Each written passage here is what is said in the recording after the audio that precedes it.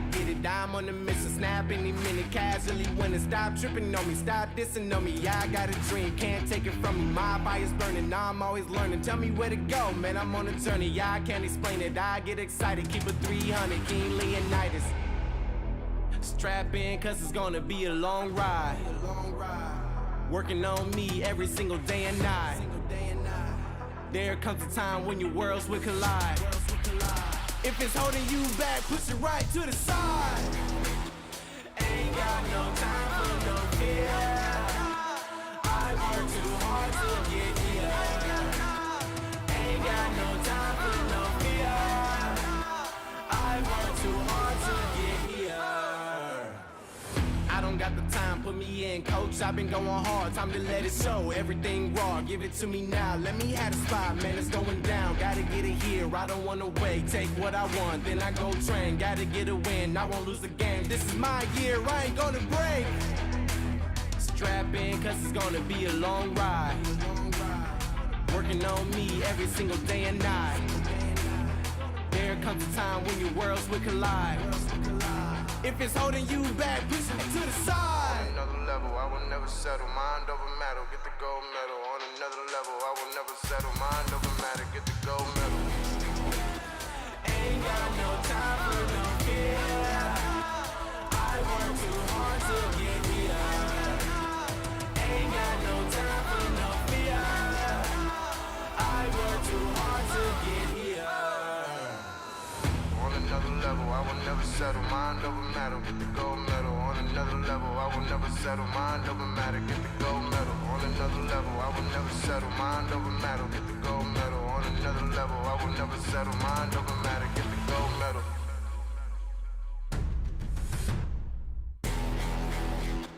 Ain't got no time for no fear. I work too hard to get here. Ain't got no time for no fear. I work too hard to get here. Ain't got no time for no fear. I work too hard to get here. Ain't got no time for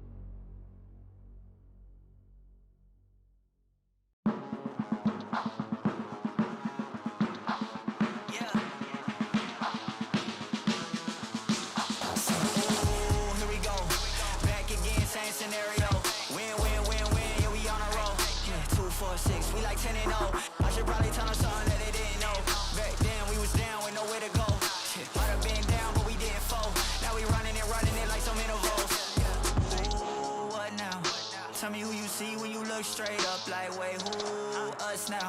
What you gon' do when we pull up on you like, ooh, touchdown. You already know what it is when I come through you. Ooh, shut down. Say, ooh, shut down. Say, ooh, what now? Tell me who you see when you look straight up like, wait, who? Us now. What you gon' do when we pull up on you like, ooh, touchdown. You already know what it is when we come through you. Ooh, shut down. Ooh, shut down. Ooh, give me that crown. I need that now, right now. Ooh, don't make a sound. It's my time. You hear the crowd. Hey, we need that rain. Me and my team. Deja vu. This here a dream. We done all seen 100 times over back when we was just teens. Now we going dumb. Told them we the one. They would count us out. Now we counting up the funds. Now without a doubt, they be throwing other ones. Like they was always rapping. Now believe them if you want. Now they show love. Came with a dub. It is what it is. It isn't what it was. They all love to hate when it don't work out. Tell you that they always been down when it does. Look. Say, ooh, what now? Tell me who you see when you look straight up like, wait, who? Us now. What you gon' do when we pull up on you like, ooh, touchdown. You already know what it is when we come through you. Ooh, shut down. Ooh, shut down. Say, ooh, what now? Tell me who you see when you look straight up like, wait, who? Us now. What you gon' do when we pull up on you like, ooh, touchdown. You already know what it is when we come through you. Ooh, shut down. Ooh, shut down. Ooh.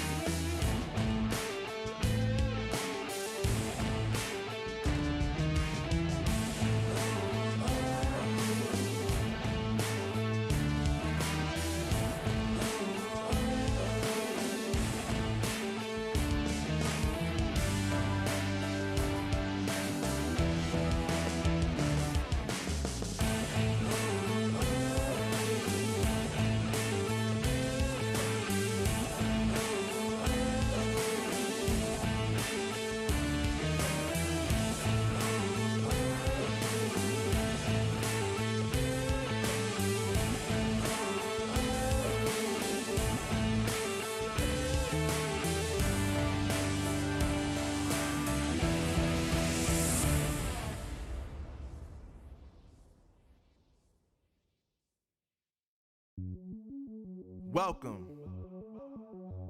to the place where dreams come true, where everything you want can be yours, if and only if you're willing to work for them, you're willing to hurt for them, but most of all, you're willing to be first for them. Ha! Look, I'm going straight to the top. I don't know how I would stop, like it or not. I got some goals that I'm hitting. You hear what I'm spitting? It's hot. Look what I got. Whole lot of passion and pain. The road to success is insane. Stay out my lane, cause I'm on a mission. I'm getting what stands in my way. Yeah, I'm a beast. I wouldn't play with me, baby. The way that I'm training is crazy, and I do it daily. You wanna talk about drive? I got more drive than Mercedes. I've never been lazy. I'm in the room, it's a red alert. You wanna compete? Well, get better first. I got 10 toes in the dirt. Push through the hurt just to show them my worth. I'm the best. Yeah, I'm the best. I never stress. I know what's next. I'm who they test, like we playing chess. But I'm unimpressed, so now let me flex. Ha, yeah, I'ma work through the struggle and hurt, cause I know my worth, and I gotta be first. Ha, yeah, I gotta be first. Look, I don't want anyone's sympathy. I understand what is meant for me. I give my focus and energy. If it's meant to be, then it's meant to be. But mentally, I'm undefeated. They hear that and say I'm conceited. Like there's no reason. Like I don't beat them and come back again just to teach them that when you work under pressure, you reach higher measures. They'll try and bring you down, but you cannot let them, and only get better and focus on cheddar. Eye on the prize and you'll become a legend. Like when I'm in the room, it's a red alert. You wanna compete? Well, get better first. I got 10 toes in the dirt. Push through the hurt just to show them my worth. I'm the best. Yeah, I'm the best. I never stress. I know what's next. I'm who they test, like we playing chess. But I'm unimpressed, so now let me flex. Ha, yeah, I'ma work through the struggle and hurt, cause I know my worth, and I gotta be first. Ha, yeah, I gotta be first. They don't know what's gotten into me, how'd I turn pain into energy. Through all the struggle and hurt, remember my worth, and that's why I gotta be first.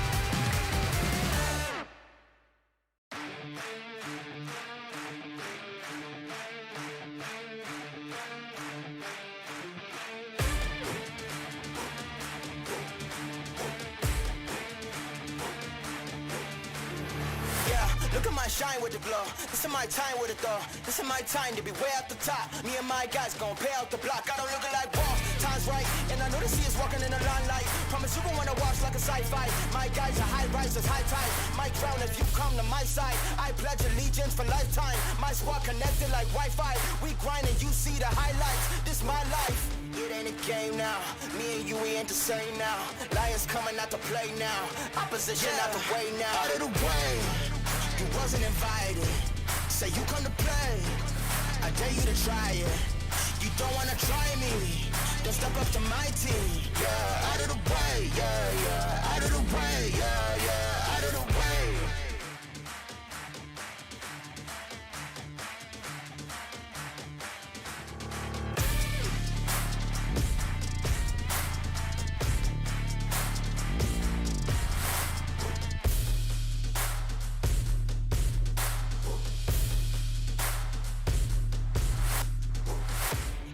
game now. Me and you, we ain't the same now. Lions coming out to play now. Opposition out the way now. Out of the way. You wasn't invited. Say you come to play. I dare you to try it. You don't wanna try me. Then step up to my team. Yeah, out of the way. Yeah, yeah. Out of the way. Yeah, yeah. Out of the way.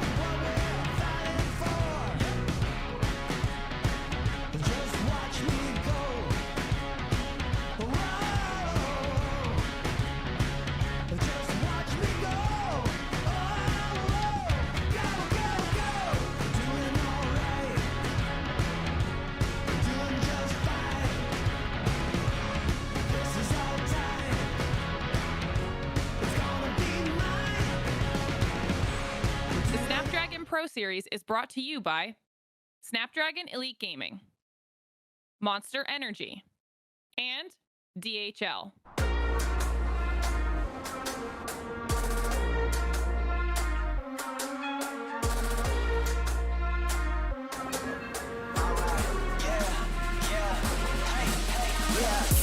Won't stop going till a player on top know it. Rooftop penthouse suite. If you really want it, gotta own it. Fly through it, we was at the lowest. Blood, sweat, tears, the components. Riding all year, now's the moment. We are not friends, we are opponents. Yeah, I'm coming for mine. Yeah, I'm making a play, the game on the line. Yeah, I've been on the grind. Yeah, I jump in the spot, I made it my time. Yeah, look in the sky. Yeah, the stars align, no shade to shine. Can't stop it already. Emotional work and devotion, we put in this time. Look,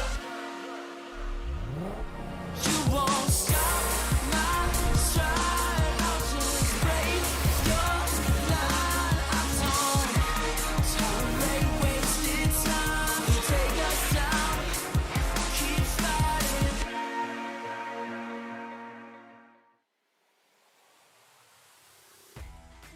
Good afternoon, good morning, and good evening, and welcome back to the Snapdragon Pro Series. Wherever you are in the world, we are getting thick and fast into day 6, and it could not be more intense. But where would we be without a handsome team of talent? I'm, of course, Ark, but to my left, we have the handsome and gorgeous Ready Set and wonderful Teddy. Ready Set, yesterday, an incredibly exciting day, but today, a lot comes down to this. As things are coming to a close, it only gets more and more competitive as those spots start to get locked in and the other ones are up for grabs, but there's so few days to come back and also so few days left to work with that you got to keep up that win streak if you want to qualify for the playoffs. Yeah, this is really where it gets down to the nitty-gritty, Teddy. You know, what are your thoughts coming into day 6, and are you ready for it? I'm definitely ready, man. I mean, the question is really, are the players ready? Because today is a very important day. It's the first day where we are definitely going to be able to say those teams, they are out of the running for the playoffs. And, you know, ultimately, that's the goal of the challenge season, you know, is making it to those playoffs, securing as many points as you can towards the master stage. So Yeah, it's going to be a big day today, and probably the most important yet. Yeah, there's definitely, some front runners, as we already know, riding high on the top. Reply Totem yesterday, of course, were the first team to secure their place into the playoffs. But again, SK, Tribe, I mean, they're pretty much set as well. But let's take a look back at day 5 and some of the highlights of what we got to witness, because there were some fantastic moments already set. Absolutely, and we started off with SK versus Craze Clan, and Craze Clan actually put up way more of a fight than a lot of us expected, getting a good clutch here to start things off. We saw Naui. This was a fiery start for Craze Clan, but SK, in true SK fashion, began to reel things back and get them under their own control. Still, though, I think we were all impressed by Craze Clan. We've seen them kind of pick themselves back up after a rocky start in the series. Yeah, after that we had a phenomenal performance from Tribe Gaming EU up against FA Baguette, and definitely, continuing their reign over the region. Teddy, just slightly behind Reply Totem, but honestly, not by much. Yeah, this is going to be their chance as well to catch up, because they have yet to face them, and today is the day where Tribe are going to be playing against Reply Totem. Their chance maybe to take over the lead against them and finish the season in first seed. We also had that incredible matchup as well between Team Kesu and Reply Totem, which could have caused actually a genuinely big upset, but as it stands, it wasn't to be. Reply Totem continue their reign. A big, fat 5 wins to no losses, Teddy. But again, this leaderboard, as we know, can definitely shape and change along the way. Yeah, we're going to be waiting for admins to confirm some of the teams that are locked in. Right now, Reply Totem 100% sure to be qualified. Tribe Gaming, SK Gaming, also very much sure. There might be some doubt here and there, but I'm pretty certain that they're going to make it. Every single team, though, is still fighting for that 4th spot. And the big moment for today is for Craze, Dogs, and FA Baguette, because if either of those teams take a loss, it's sure that they're not going to be able to make it. They can at best make it to 3 wins now, which is going to be the strict minimum if you want to qualify, and that's still going to be dependent on so many different factors. So really, I mean, as we get further in the day and we get some more losses confirmed, we'll be able to make things a bit more clear as regard who still stands a chance, who doesn't. For the start of the day, every single team is still very much with the playoffs on the table. Yeah, really said. I gotta say, I love this scrap that is forming there for 4th spot, and it's gonna be a huge moment to see some of these teams that are on the lower stage of this leaderboard, whether they've got it within themselves to really go through the painstaking process of the nerves. But here's our schedule for today. Talk us through it.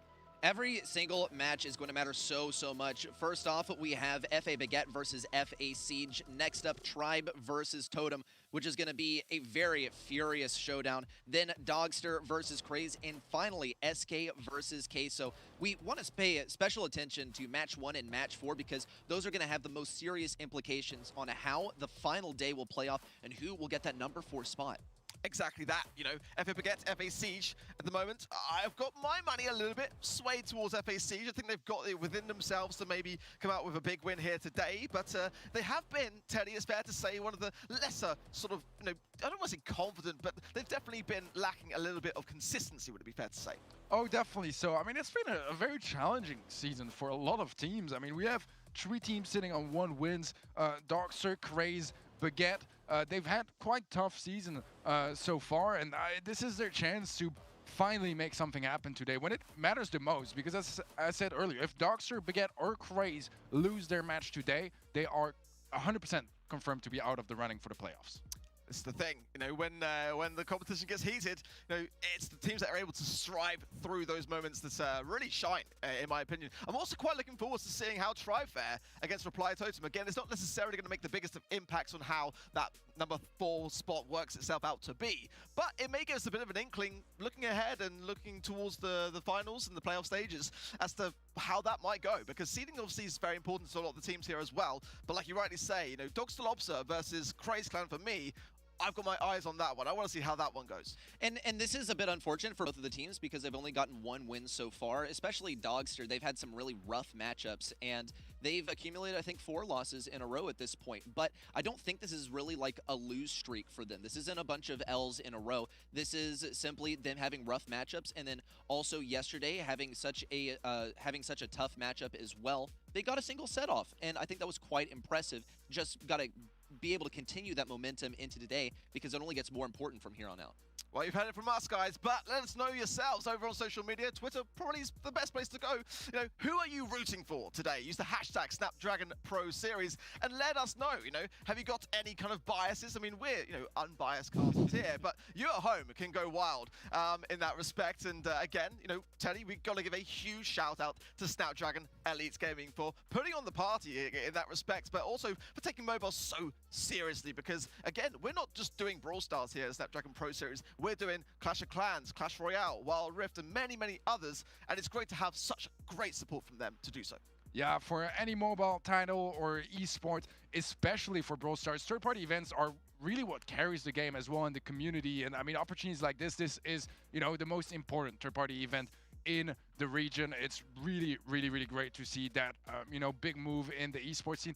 And specifically in other regions as well, you know, where there's a little bit less third-party events. So really good opportunities for players to get some practice and some prize pool, obviously. Exactly that. And, well, you know, players are gearing up, ready to go. Ready. And we got FA Baguette versus FA Siege up first. Give us your thoughts on the predictions of this one. Who are you rooting for? FA Siege has been doing really, really well. They took a single set off of a terrifyingly strong opponent yesterday, SK, and I think that's a very good showing as well. They got to keep on pumping these numbers up, though, because at the moment, they're just trailing behind Team Queso. They have the exact same stats as them, the same number of set wins, the same number of set losses, and the exact same numbers as match wins in match losses as well. So currently, they're pretty much directly tied with Team Queso. It's probably going to come down to a head-to-head tomorrow for a tiebreaker for these two teams, which is going to be pretty scary, but it relies on them both doing pretty well today. Teddy, I'm going to ask you the same. Predictions-wise, who are you thinking? I'm going to go with FA Siege. They've been looking a little bit better this season. I feel like Baguette, yeah, there's just it's been a little bit too much happening for them to really be, you know, 100% in their game. And right now, you know, Baguette, they can technically still qualify, but they need to win everything from now on, and pretty convincingly so as well. And then it would come down to probably, you know, a three-team tiebreaker, and that's so messy. You know, I think FA Siege, I can kind of see the light at the end of the tunnel more than FA Baguette, and I think that might just give them, you know, a little boost towards winning this matchup. Well, again, you know, a huge day for FA Baguette, but, you know, if you're not familiar with them, let's check out their roster.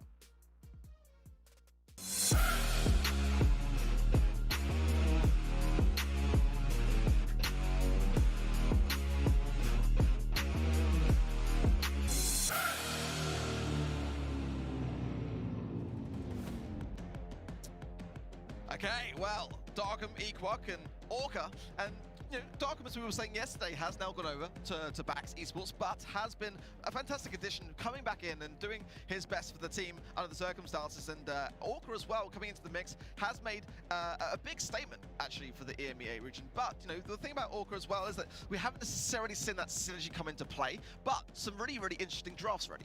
I think so too, and I think we can also attribute this a lot to Orca being very, very creative, pioneering some things in SESA, now moving over to EMEA in this region, and once more bringing some of the new ideas and also the mindset of being creative and trying to engineer some new things. And at times that works, and at times it falls face flat, but you have to be taking these risks when you want to take down some of the titans of the region. Exactly that. You know, he who dares wins, and often being able to get ahead of that draft process, Teddy, can give you an upper hand, a bit of an edge when it comes into things, and taking your opposition by surprise. That's something that FA Baguette, to their fairness, do quite well. I completely agree. I think that when you are an underdog, and I mean, FA Baguette definitely has been one of the biggest underdogs of the season, they need to take risks. And even though they don't necessarily work out, it's still the right approach and mentality. And that's the thing, when you take a risk, you know that there's, you know, a solid chance it doesn't work, but you're giving yourself the possibility that it could, and they're doing exactly that. Well, FA Siege, though, are not to be taken lightly either. They've had some fantastic flair recently, but also some moments where they've failed to meet the mark. But ultimately, I hope it's a good day for them. I want to see a really, really close matchup. Let's take a look at their roster.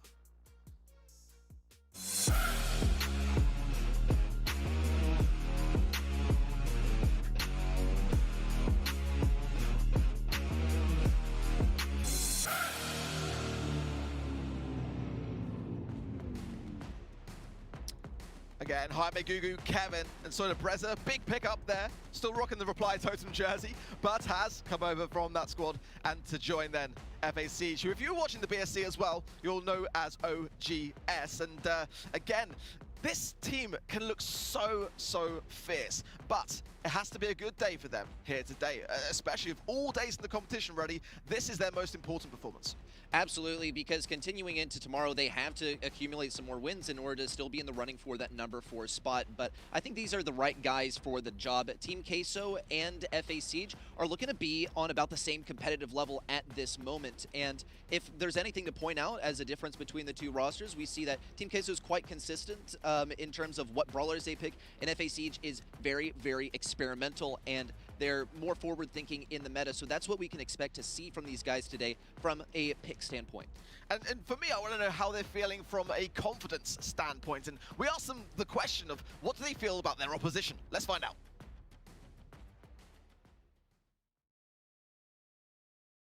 I think this is a pretty good team, even though they have 0 win and 2 losses. It's a decent team, and we just have to focus on our draft and the way we play, and I think that we can win. Heard it there from Gugu Teddy. It's all about that draft process, which they know FA Baguette have got a very nice approach to, but this is their head-to-head. Talk us through it. Yeah, I mean, right now, looking at, you know, their overall stats, they are fairly similar. Again, you know, it's somewhat hard to really read too deeply into them because it can vastly depend on so many different factors along the games last and so on. But I mean, from the looks of it, FAC is getting a little bit more supers overall. So it is because the games lasted for longer, or you know, somehow the damage is lower. So yeah, interesting for the least. Maybe playing some brawlers that easier to get their super could be one of the factors. Maybe something like a you know, Stu that was very low damage, you're gonna get your super, and that could be the indicator of that. Exactly that. You know, some of those brawlers which require less time, less you know, connecting shots to be able to earn. Stu, as you rightly say, probably the most ideal in that respect, is one that can really cycle off the back of just a singular shot. And you know, others like Buzz as well. You know, you pop that gadget, you get a super as well. So there's other, you know, factors at play there. But you know, I think as well, you know, FA Siege largely a aggressive team, and I think for FA Baguette today, ready, they've got to consider that greatly, bear that in mind. And how they go into this first set, I'm very curious to see, because you know, a lot of teams go in too soon, too heavy too soon. They can suffer from it, get behind, and being behind is never where you want to be at this stage in the competition. You know, having a start, I want to see a little bit more of a passive approach today, personally. I think that's also the safer way to play, but sometimes that can be taken advantage of as well. As long as your control-based play also means that you're avoiding taking damage and not just that you're playing passive and retreating a lot and conceding a lot of room to the enemy, then it can work pretty well. The thing is that when you're working in an opposite direction from your strength, you also kind of set yourself up for failure. But the other thing is that if you're able to adapt well enough, if that's one of your strengths is your adaptability, your ability to develop other strengths as well, then that can work pretty well, and I'm optimistic for both of the teams here. Yeah, I think that both teams are actually quite evenly matched, Teddy, here. And, you know, it's going to come down to a lot as to how they're able to handle these nerfs. That's something that I kind of have to give the edge towards FA Siege just a little bit. Because, you know, looking back at the performance in the July Monthly Finals BFC, they were under immense pressure there, but they came out on top. The question that we were discussing yesterday was whether they've got that ability to bring it into the Snapdragon Pro Series, and they've kind of failed a little bit to do just that. Where's your net today in terms of the draft? Like, where's that got to land to give teams that edge? I think that overall for me, FA Siege is a favorite for this matchup. So I think that FA Baguette, they need to keep taking those risks, hoping that it pays off more than it has recently. I mean, they did manage to get a 3-1 win against Grays, so, you know, they are definitely able to win those drafts and get some good matchups. For me personally, what really impressed me with FA Siege was their ability to just force teams to make bad decisions. Like, I think their set of knockout, I believe on Bell's Rock yesterday against Dr. Lobster, was amazing. Like, I recommend you guys to watch that back on the VOD, because they kept like aggressing certain areas of the map, which forced Dr. Lobster to aggress back elsewhere, and then suddenly they would all turn around against that one player that was there like, I have an opportunity now, but no, you really don't. You're playing exactly the way we wanted to, and I think that's a really, really cool, you know, way of doing things on the side of FA Siege, and something that if FA Baguette are not careful, they might really feed into. Yeah, they really did take a commanding amount of control in that matchup, and they've got to continue to bring that into today. But this is a matchup that we've not actually seen really set between these two teams throughout the splits, throughout any of the open final stages. So, you know, in regards to how they're going to fare, it's pretty much only from, you know, and we heard from Gugu himself saying that they definitely take this team very seriously. But, you know, head-to-heads, it's one that we've not seen. So coming into this one, there's a lot of unpredictabilities as well. A lot of unpredictability, and all that we really have to draw upon is what we've seen from them already. That FA Baguette, they're very, very creative, and when it comes to FA Siege, we've seen them perform very well in BSC, but they have tripped and lost their way along the way when it comes to the qualifiers as well. They didn't qualify for this next month, but I think that they have this one on lock going forward. That said, we'll be getting into the very first set, FA Baguette versus FA Siege here on Set of Knockout. We're coming a little bit late in terms of the draft, but we can see the picks there in play. It's going to be Equak there playing on the Lola pick, and Orca is on the Brock, just to clear that one up from the get-go. Already, though, I do like the positioning power that we're seeing from FA Siege, and already a 3 versus 1. Surely Equak's going to go into the gas there. Yeah, it just took a little bit of time to do so, but that is going to be the first round going the way of FA Siege, and they looked very aggressive, similar to what we saw yesterday in their knockout stages. And it worked really well for them too, though the thing with FA Siege is they're going to have to be very, very cautious because they don't really have a whole lot of potential for retreating unless they decide that they're going to stay in this position the entire game. Here comes the jump pad in from Kevin. Going to get a little bit of damage. I'm surprised he did not use Invisi-Heal there, and we'll see Brock narrowly survive, perhaps even thanks to a shield gear, though he will stay alive, and it's a 2v3. FA Siege still keeping up the aggression on the left side. Also, Lola trying to hold her own. Soydabrez at risk of getting pinched, but Gugu's doing a great job of push back on the right side. Still a 2v3, but the control of mid belongs to FA Siege. And FA Baguette will actually overturn this, pushing in once more, but they have to be careful of these bow mines. Well, Gugu now so low, but he does have super to hand. But the pressure between Darkham there and Orca on that right-hand side, beautifully done. I'm surprised, actually, that Gugu's been able to juke around this as long as he has. Soydabrez has got to come in now on this left-hand side lane to allow him a bit of an escape route, but somehow Gugu is still standing until Orca says no. Soydabrez are now in a right pickle, and yeah, absolutely nothing that he can realistically do there. And the round's now all tied up.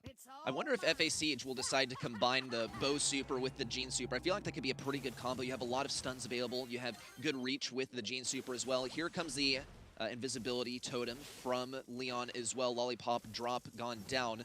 Gugu on the left side once more, trying to push these guys back, and also trying to play control around them as well. There's not really a whole lot that Brock can do because it's very evident that he's running rocket fuel. He has no gadgets left either. He's not going to be able to jump away from a gene pull. The only thing that Lola has is her ego to protect her. I would say this is a good opportunity for a gene pull. FA Siege, though, are going to try and play control and hold their ground until that poison starts to creep in and pushes FA Baguette closer to them so they don't get outranged for this entire game. I like this from Kevin, how he's just kind of flaunting the idea that he's got super at the beginning, being inside that lollipop drop. It was a question of whether he had gone invis. Now he does so, but he's been tagged up and spotted, and that's not good for him. But a takedown along the way is a big, big factor as FA Siege now really starting to close the gap. Well, these mines are still here. There's still a couple more left. Gugu is going to try and push in, but the enemies just continue to back out on the right side. One of them will follow the poison. The other goes down to a pull, and FA Siege will be taking game number 1. Honestly, when it came to terms of the comps, I would say it's pretty evenly matched. The only thing that I'm a little iffy about is the Brock, actually, because it didn't seem to give them too many advantages. I like the use of the jump pad as well by creative, but more often than not, it did actually put Leon in bad situations where he was taken down by like a Brock in close range and didn't use a super. Yeah, I wouldn't mind, to be honest, seeing a little bit more of Orca on that left-hand side lane to really break it open. He's trying to do a little bit, just those boxes going down, and it will help out, but that big, like, 3-way tile there, I'd like to see that go down as well to really expose where FA Siege are and give FA Baguette a bit more of an upper hand here, but Gugu just trying to get to that early magic hand will relieve a lot of pressure if he can get it, and not far away. Surely now Kevin's jumping in, tries to get the pick up, but not able to do so. Well, Kevin is going to be getting 1 kill. He's going to have to avoid Lola here. Does get taken down. Gugu has a super. No super contact here for Darkroom on the left side. Gugu holding onto his super still. Here come the mines to pressure things out onto the right side. Darkroom also staying alive while Lola gets taken down. It's a 2v1. Good pinch here as well as Soydabrez picks up the kill. And FA Siege will be taking this first round. Okay, well, the pins kind of expressed a fair amount there, to be honest, as FA Baguette struggling a little bit now. I like the early lollipop drops. It just kind of buys a bit of time, realistically, for FA Siege to just allow the gas to come in sooner. Kevin going invis now, and as has been beautifully able to be unspotted here. Org has no idea what's coming. The damage gear does a lot of favors, but Gugu picks up the scraps. Beautifully done from FA Siege. Just time and time again, they make this early 3 versus 2. Darkroom almost getting that kill on the right side with the Gadget. Big pull on the left side and a kill for Soy de Bresa. He has those mines available, but he doesn't even need to use them. Last bit of damage with a great pinch between Kevin and Soy de Bresa, and a lightning fast set for FA Siege. Very well drafted by the looks of things, and an inventive way to play this map. We haven't seen teams use the jump pad just yet. And Leon, while he's not tanky like you would want to be when you're jumping right into the enemy, they do a good job of seeking out those opportunities when that position where the jump pad lands is going to be safe, and Kevin takes full advantage.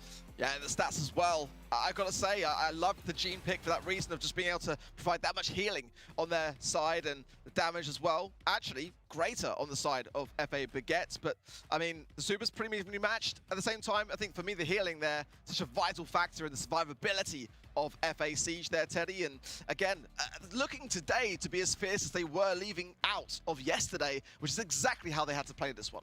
Yeah, I think they played it very similar to what I was mentioning just before the matchup, right? The knockout set against Dark Sea Lobster, where they're kind of like showing some signs of aggression somewhere to try to force out a reaction from their opponents, and then they punish that reaction by completely changing targets and focusing down on that player. And they do a really good job at, you know, having that sort of bait mechanic, which I feel like a lot of teams don't necessarily use enough in this game mode. FAC is really almost pioneering it, or at least showing it to a consistency that is very impressive. Yeah, I fully agree. It definitely feels to me like they're very patient, but they're still equally as aggressive ready. And that's like a really tough balance that some teams are not just able to gain a firm grasp on. But, you know, obviously, of course, you know, being behind is never where you want to be. But FA Baguette are a team which can be extremely good at turning things around with a healthy draft. Absolutely, and when it comes to knockout, FA Siege have been proving to be monsters so far, even taking a set off of, I believe, Tribe yesterday.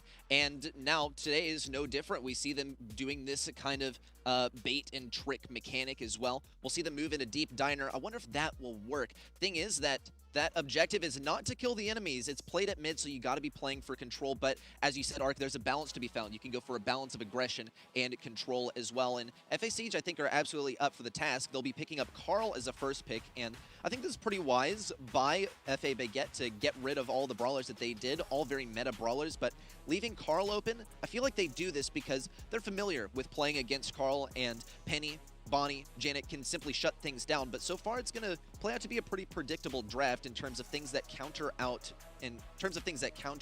Carl. Yeah, I mean, it's definitely an interesting one. I'm kind of curious as well to not see this two pop in just yet. I feel like it's a brawler that, on the side of FA Baguette, they kind of like, and that does all right against the Carl. It's not like you know, a free lane whatsoever, but it is a matchup that could be won. And now with the Surge as well to add up to the lineup for FAC, that's one other counter that's out of the hands of FA Baguette. I do like the Colette. I mean, with, you know, the right super, the right star power rather, your super can cancel out the call. You have a decent amount of damage to take down a call as well. So I don't think it's unwinnable for FA Baguette, but Call has been such a threat so far this season. They're going to have to play this perfectly if they want to stand a chance on FA Baguette's side. Yeah, I fully agree, and I think as well, SK Gaming were a team which actually valued Stu so highly. They went straight in with it as a first pick. I mean, again, we know that they like to play that particular brawler, particularly on the side of Semantic, but Rico coming in for those side lane control areas for FA Baguette here ready. But I do like the bow pick from FA Siege, one that we've seen time and time again now in the meta, coming forwards really into the forefront. And, you know, Carl and Surge, so aggressive. The Surge is a bit of a risky one, but one that I like and can give some great value when you're on a bit of a tear. And I think it also puts some pressure on Baguette because it limits what they can go for as their last pick. They can't go for like a Buzz or something, which I think would be a fantastic option versus Carl. Yes, you're still playing into Carl, but you got like the next best thing. And FA Siege, they like to run this. Totem likes to run this, and it works really, really well. So I think it's a good shout. They also ban out the Spike, which is an interesting one because it's a very consistent brawler that FA Baguette have, once again, run consistently. And it counters out some tanks. It's overall a good brawler and a comfortable one, and they're seriously laying the pressure on FA Baguette. So far, they are laying on that pressure thick and fast at mid as well, but FA Baguette fire back, punishing that aggression, picking up 2 kills and some gems as well. They're going to get some good damage versus Kevin, but Kevin keeps on hitting his shots at max range as well, taking down Gene. And FA Siege has some control here, but Gugu has yet to get his 2nd level, which might actually put these guys at a big disadvantage. Yeah, Equick there, just a little bit hesitant to go for the gems, but gets a nice pawn to Kevin now, and swift takedown as well with the help there of Orca on the Colette on the left-hand side. And, you know, for me, that's what I like to see from a squad like FA Baguette, just working together to get these takedowns. They gotta actually do a lot better in that respect, but those mines, oh my word. It's going to be looking like a bit of a rough time as FA Siege, despite when they're behind, able to bring things back quite consistently.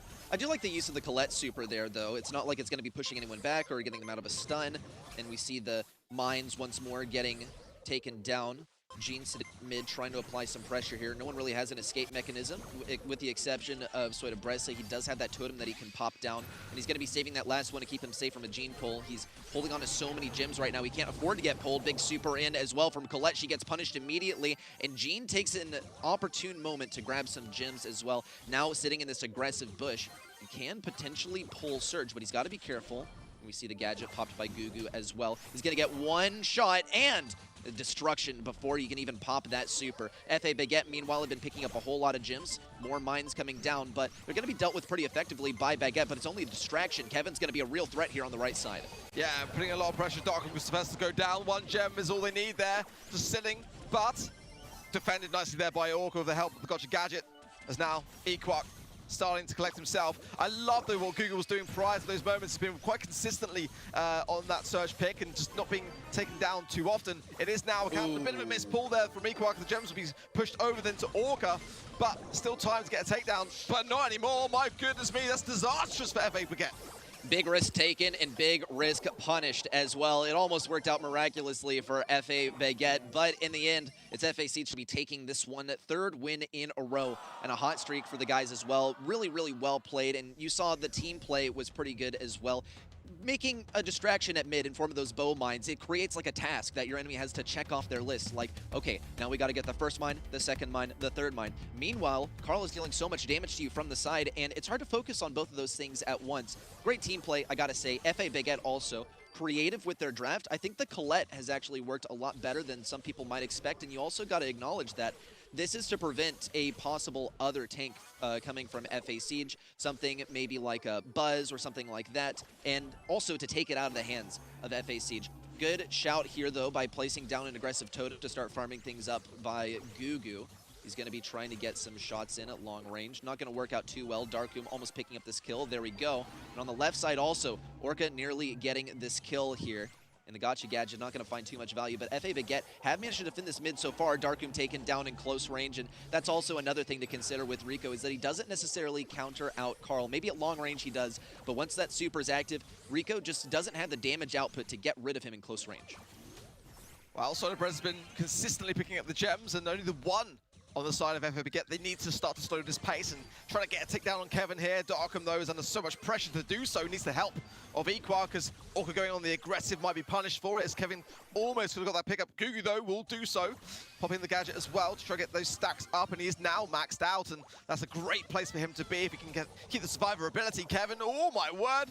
Just considering going in, but then fall better off it. And I think that's the wise choice. Damage gear now rolling in for him, but not in a position to realistically do so. Whilst Gugu's continuously winning his lane at the moment, and that is putting so much time back into the hands of FA Siege. And this is part of why we see Surge banned out too, because it is just not fun to play into. You have to spend the entire game and making sure you don't give him a super, because if you do, this is what happens. Good takedown onto Colette as well. Darkoom gonna get taken down by this mine on the left side. Just a Gene with a pole and a lamp blowout, but cannot make it onto these gem carriers in the back right corner. Well played by FA Siege. Well picked as well. Great, great draft from these guys. I don't think it was poorly drafted by FA Baguette either, though Colette didn't really live up to the normal gameplay that we would hope to see from a different player like Spike or something. So this is very prudent by FA Siege to get rid of that in the draft, because it's not necessarily a game-changing brawler. It's just comfortable, and FA Baguette love to run it.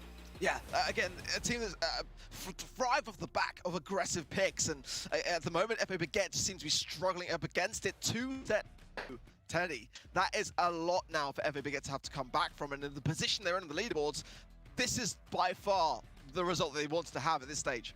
Yeah, this is worst case scenario for them. I think as well that, you know, one of their only possible ways to the playoffs would be through a three-way tiebreaker or something quite messy along those lines. And in that case, you kind of want the most sets to be going your way. And when you're already behind by 2 now, a set away from, first of all, just saying goodbye to the playoffs. But even if they do pull off a comeback, it's going to be tough. It's going to be very, very tough. So right now, there is no room for mistakes whatsoever. They drop a set, they are done for this season. They'll still play tomorrow and try to maybe get a little higher in the seeding, you know, just for the points. But still, this is not what they were hoping for, and this is their final chance now to make up for that. Yeah, and for me, they've got to get a game on the board. They've got to get some form of momentum, and, you know, that is going to come down to a good draft. I feel like at the moment they're not shutting down some of the most aggressive ideas that FA Siege kind of really want to play with. Obviously going with a lot of kind of meta ideas, but, you know, they need to bring something back in Hot Potato. This has got to be an FA Baguette set, or FA Siege are going to be able to run riot with this. Well, Carl is available, and no Carl pick by FA Baguette, and I can almost guarantee you that it's going to be picked up by FA Siege. This is a little bit worrisome, but we can see the Carl counters have been banned out by FA Baguette as well. It's a little curious. Here comes the Carl, and there's not going to be a counter available, at least for the form of Surge. There are other things available too. The walls are going to be closed in because Colonel Refs is banned out here, one of the most popular picks on this map around the globe, and a Stu follow-up from FA Siege, which we were talking about this brawler earlier. It's definitely a popular pick, but when it comes to Hot Potato, it's a little bit curious. I mean, right now, I feel like it's kind of a scary draft already for Baguette, leaving Call open. With this 2 as well, it's going to eliminate much of, like, you know, a chance of a Rico to be showing up. I mean, Penny, I don't mind. I don't think it's bad. Same with Bunny, you know, they're definitely, like, decent picks. But I just feel like Carl especially outshines to both of them by so much.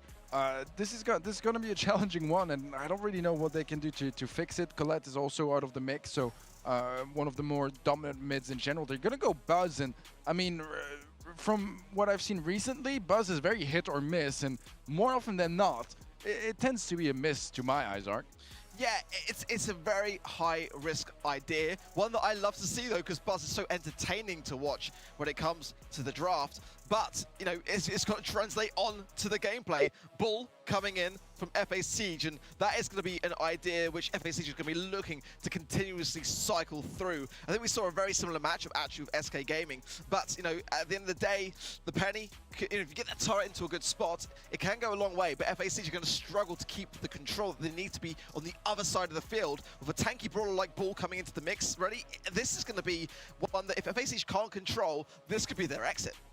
And it looks like there's a wall break from this comp as well. If Bull wants to break open some walls and make it a bit easier for Stu and Carl to maneuver, then he absolutely can. Bull's going to be running up those side lanes for the entire game, and no matter what happens. And also with the wall break, it's going to make Darkum just a little bit weaker. Good takedown to start things off, but it's only a trade here between Buzz and Stu. Already a kill from Bonnie onto Kevin on the Bull, and now this will get pushed up to the enemy side, or at least it will stay at mid for a bit. 2 supers available. Good breakthrough here by Soida Bresa to take down Darkum and his gadget, or at least Darkum will stay alive, but he's going to have to circle back and try and get some damage versus Kevin. Good damage so far on this safe. Soida Bresa also pitching in, but on the enemy side, FA Siege has taken quite a bit of damage too. A turret as well in sort of a defensive position, defending mid and also defending that safe at the same time. Kevin, though, steps up to the plate once again. He doesn't get stunned because that's a gadget from Buzz, and he's going to be able to get so much damage on this safe. Very well done here. Gugu also saving his super to get some damage on that safe.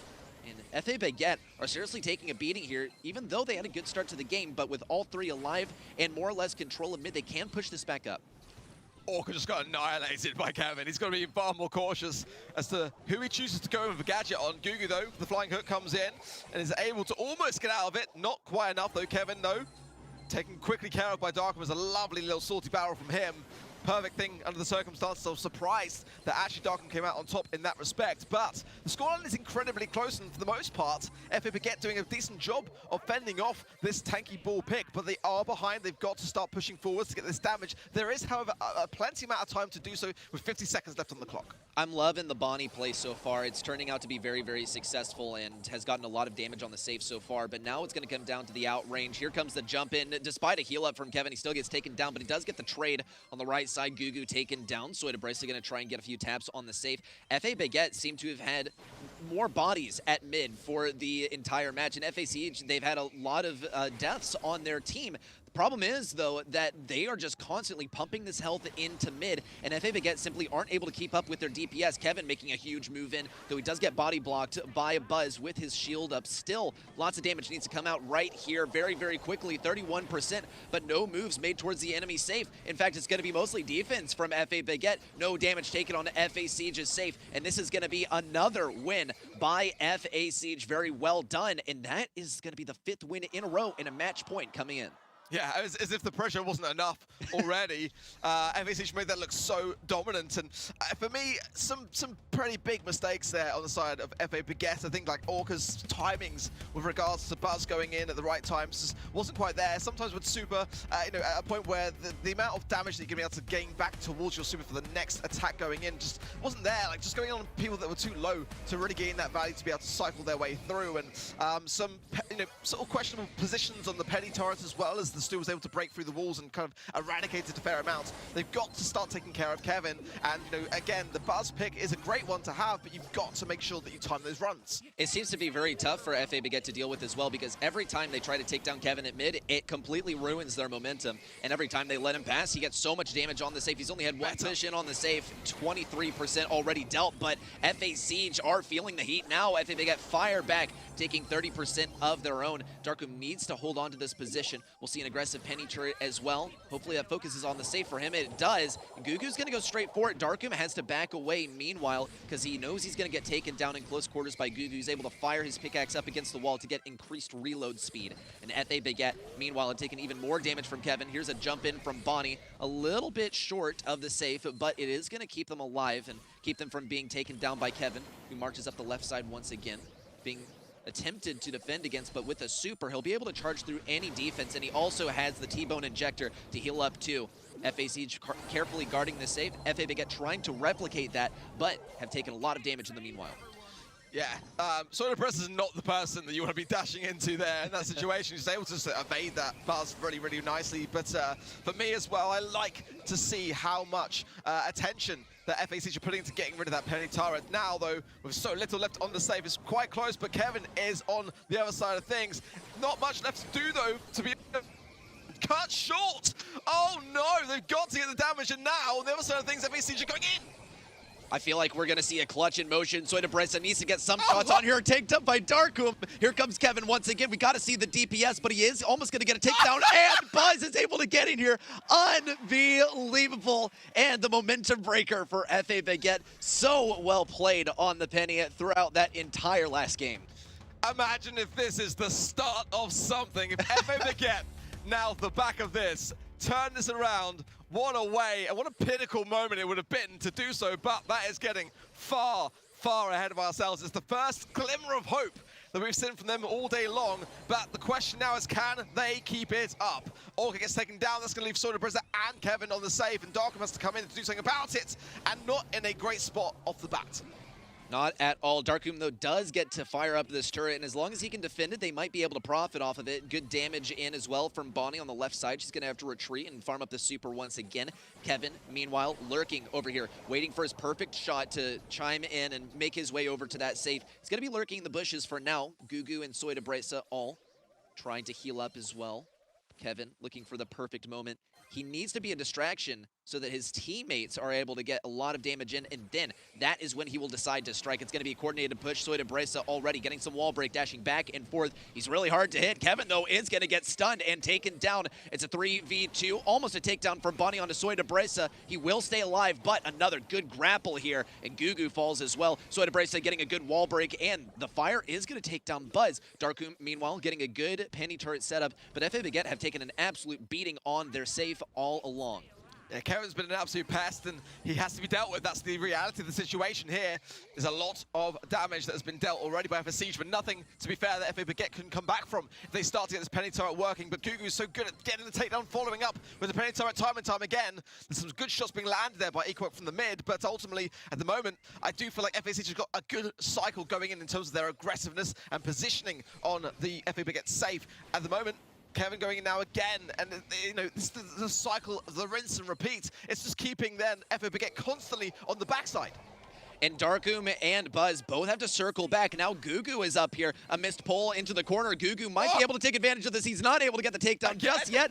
1% to 50. And Kevin is going to try and finish this thing off. It's just Bonnie defending him. The whale in coming from FA Baguette, but it's simply not enough to deal with Kevin. Some spins coming out and some pins coming out. A win for FA Siege. Well done. But seriously, in that last set, a good fight put up by Baguette. Yeah, it was great to see towards the end. I would like to have seen FA Baguette defend harder, actually, off the back of that. We saw Orca just going in. They kind of went with the approach of, like, we have so little time now to get this damage to fully commit. It wasn't the play. You know, Kevin, they had to keep him back consistently time and time again, and they were not able to do so despite having a ton more damage and kills on their side. I mean, statistically there, FA Baguette, and if you look at that, you kind of think they had a much better performance. They did have those glimmers of hope, but they just were not able to maintain it. Yeah, that's the thing, you know, especially when you're playing Bull, you don't care about getting kills. Your main objective is just getting onto that save, dealing tons of damage. You're gonna die, most likely without getting a single kill, but you're completing the objective, whereas, you know, your opponents, they're getting the kill, but they took damage. Getting that kill is not gonna give them damage on your save, because it's all the way on the bottom of the map. So there's just really not that much value of it. So sure, they have, like, what was it, like 18 more kills or something along those lines, which is a lot in a set. But it still, you know, it's really about completing the objective, and the value that they were able to find on the side of FA Siege was just so much higher and more precious. Yeah, and for me, really, like, FA Siege just constantly had the high ground. They looked like they were always in control, and it was always FA Baguette playing catch up. And you know, despite that game which FA Baguette did win, I mean, it wasn't by any means smooth. I mean, if you look at the, you know, it was like a 1% to 2% difference towards the end of that matchup. FA Siege today just showed that they can really rise to the plate when it matters and keep their composure, which FA Baguette just couldn't manage. Absolutely, and we saw some different strategies being used by FA Baguette in that last set, trying to go for more defense or go for more offense, but neither really seemed to work, because when you have all this health coming in just one after the other, especially if your enemy is able to stagger their response, then you find yourself constantly defending. It's very, very challenging to play against, and also that the possibility of running this kind of strategy, this kind of comp, comes down to good drafting by FA Siege. That's the only way they were able to force a buzz on the enemy side and get a bull for themselves. I don't really believe in Brawl Stars being a solved game, but sometimes it can look that way because it doesn't even seem like it matters how you play the bull. It just works. Yeah, absolutely that. It just worked. Kevin played it perfectly. Well, one match down, but 3 more still to come. Tribe Gaming EU up against Reply Totem. But don't go anywhere. It's after this very short break.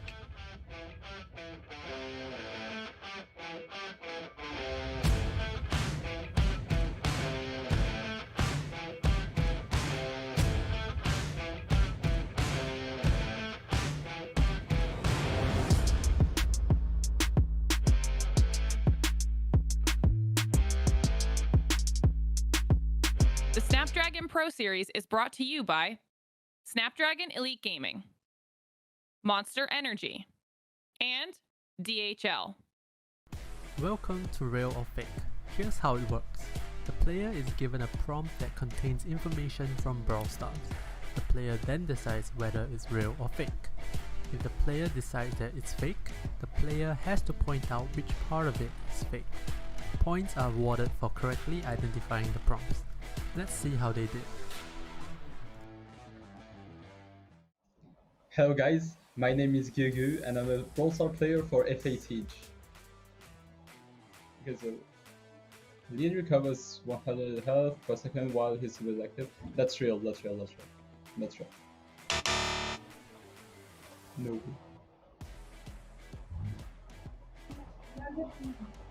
Crowd deals plus 125 damage with his attack, super to target with 50% or less health. The name of the super supper is fake. I don't know what it is. I forgot, but it's Carrion Crow. It's not that. Like, it's fake. The icon is good, but the name is bad. It's not this. So that's fake. Oh, okay. Alright. I know this is fake, but I don't know if it's 2 seconds or 2.5. It's fake, and I would say it's the dash. To gain the longer of the dash is 2 seconds. Yes, sir. Nice. Okay, good. Edgar Super will also deal 1000 damage to Neb and Music upon landing. Hard landing. The icon is not correct. That's fake. Yes, sir. Let's go. Drag Force, Steals Nitro Boost, Super Dash Distance increases by 71. This is fake, and it's not 71%, it's 50%. Final answer. No. Oh, yeah. Okay, alright. That is Greater Torpedo. The maximum duration of Buzz Super stun is increased by 0.5 seconds. True, that's real. Oh, it was the name. Oh, it's hard though. Okay, yeah. I'll take it.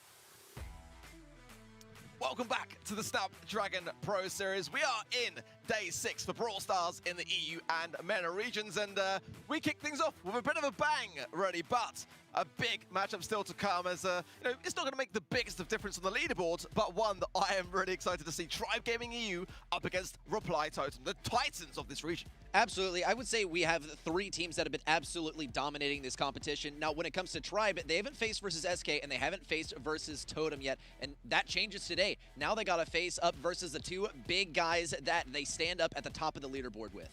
It's always going to be an entertaining one, Teddy. I mean, we haven't really seen much of this matchup unless we go back to Split 1, and it was pretty much a round of 16 that we saw it back in the time before the roster changes of Reply Totem. But we did see this matchup in the BSC quite recently in the July monthly finals, where they went into the grand finals to face off. I believe it was a 3-1 in favor of Reply Totem, their first monthly final win of the year. I mean, in terms of how you've seen these 2 teams throughout the course of this entire year developing, what are your thoughts going into this one? Is it just going to be Reply Totem getting a clean sheet in the Snapdragon Pro Series? I'm not sure. I definitely think it's winnable for Tribe, and seeding-wise, I mean, this could be their ticket to #1 seed. Yeah. So it could be actually quite nice for them just to get that extra sense of security in the playoff stage. But I'm gonna be honest with you, Reply Totem, they have been looking a little bit better recently. Obviously, as you just said, winning the monthly final, but in general, they've been so incredibly consistent. And I'm the one that, Enzo kept complaining about calling them inconsistent in the past. They're the most consistent team in the region at the moment, and I think that's a really big statement. Yeah, I agree. Well, I mean, the leaderboards are shaping up to be quite interesting now. Look at how FH Siege have jumped into 4th. Of course, there's still matches still to come later on today. Team Kesso, Craze, Clan Dogs, Lobster, all still to play. But again, anything can happen, and that's what's going to make day 6 so intense. I absolutely think so too. Look how FAC just taken that number 4 spot. Team Queso dropping down a little bit, but once more, this is kind of the story that we're going to be following throughout the day and throughout tomorrow as well. These two competing for that last spot, and also maybe some seats changing at the top 3. Again, you know, with regards to Team Queso in particular, they got a big matchup with SK Gaming later. That is going to be no easy feat at all. But again, you know, Reply Totem and Tribe, as Telly rightly pointed out, battling for this seed, and that's going to make potentially a big difference when it comes to the finals. So definitely both sides going in are going to want to be able to come out with the best possible result. Oh, definitely. So, I mean, you know, if it can save you some stress in the final stage, it's always something that's very valuable because it's a long season behind us, you know, 7 match days, plus obviously the 2 splits, the open cups. You know, you want to make sure you get your best chances at locking in those spots for Masters later on in this year, and that goes by having the best seeding. So I think both teams are going to take it very seriously. Sure, you know, there's not as much on the line as if it was a life or death match, but I mean, this could avoid them a life or death situation later on in, you know, the playoffs. Yeah, and it's a really valid point. I mean, that's something that we have to remember as well for any teams that could be exiting prior to those final stages, because the points carry through into Season 2, and the points combined all add up to being able to see which teams are going to make that Master LAN. So, you know, a win here or there may not seem necessarily like much to some of these big teams, these top dogs like Reply Totem and Tribe, but it genuinely could come back around to bite them if they're not on top form throughout the entire competition. And it's really rough because we've also seen some teams kind of change their dynamic over the course of the event. Tribe, I think, is a perfect example of that because they started off kind of rocky, and then they had Lena bring him in, okay, test him out, have a little success with him, have a great success with him. Now Lena's on vacation, and Yoshi comes in. He's been freed, and he's doing pretty well. But versus Totem, it's going to be another challenge. Like, has he really come back in the usual form as well? Because their matchup yesterday, it was still challenging, but it wasn't Totem level challenging. And when you put teams under stress, you really get to find out their true character. Yeah, big roster changes on both sides, both Tribe and Reply Totem coming into the challenge stages. But let's first take a look at the Tribe Gaming EU roster.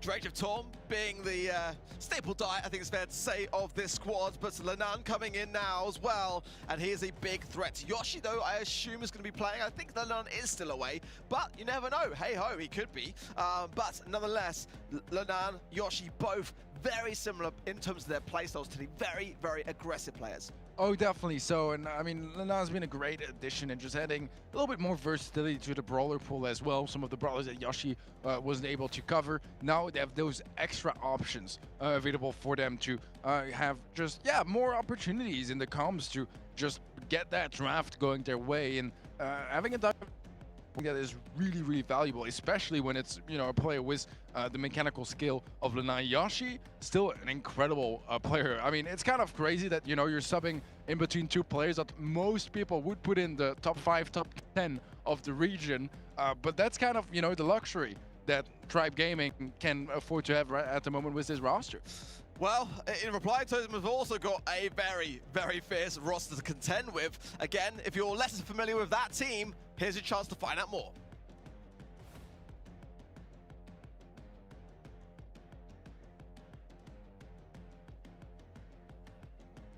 Send to Reply Totem.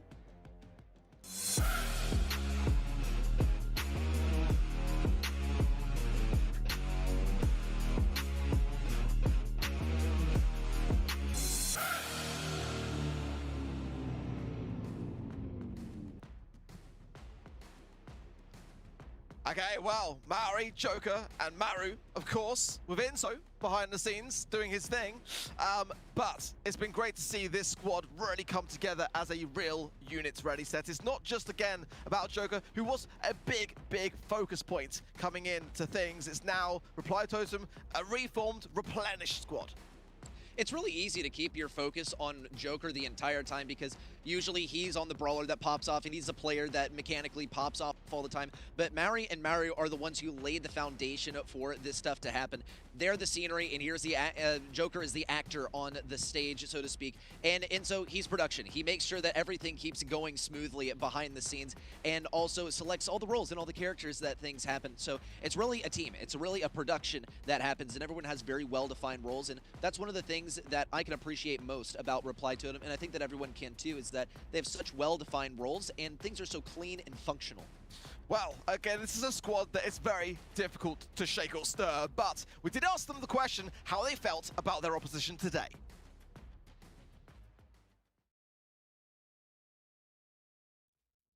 I think Trap Gaming are really strong, but we played them in the final and we beat them, so I hope we can repeat the same result and win again. Head-to-head then, pretty close actually, but more damage on the side of Tribe. More supers just about, not by much to be fair to them, but in terms of the kills, Teddy, I mean, this is pretty neck and neck. Yeah, very, very much details in it, isn't it?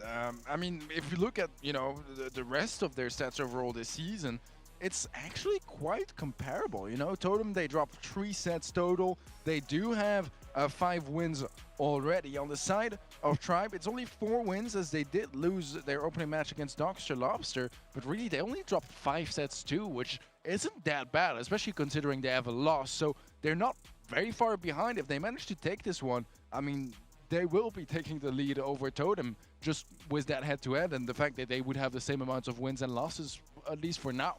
Yeah, I think it's fair to say, looking back at that particular scoreline with Tribe versus Dr. Lobster, that it was at a time when Lenan had just been brought onto the roster. It was very early days in that respect, and I think looking back now with some of the big victories that they've had ever since, that it would have been a different story had that been a different case.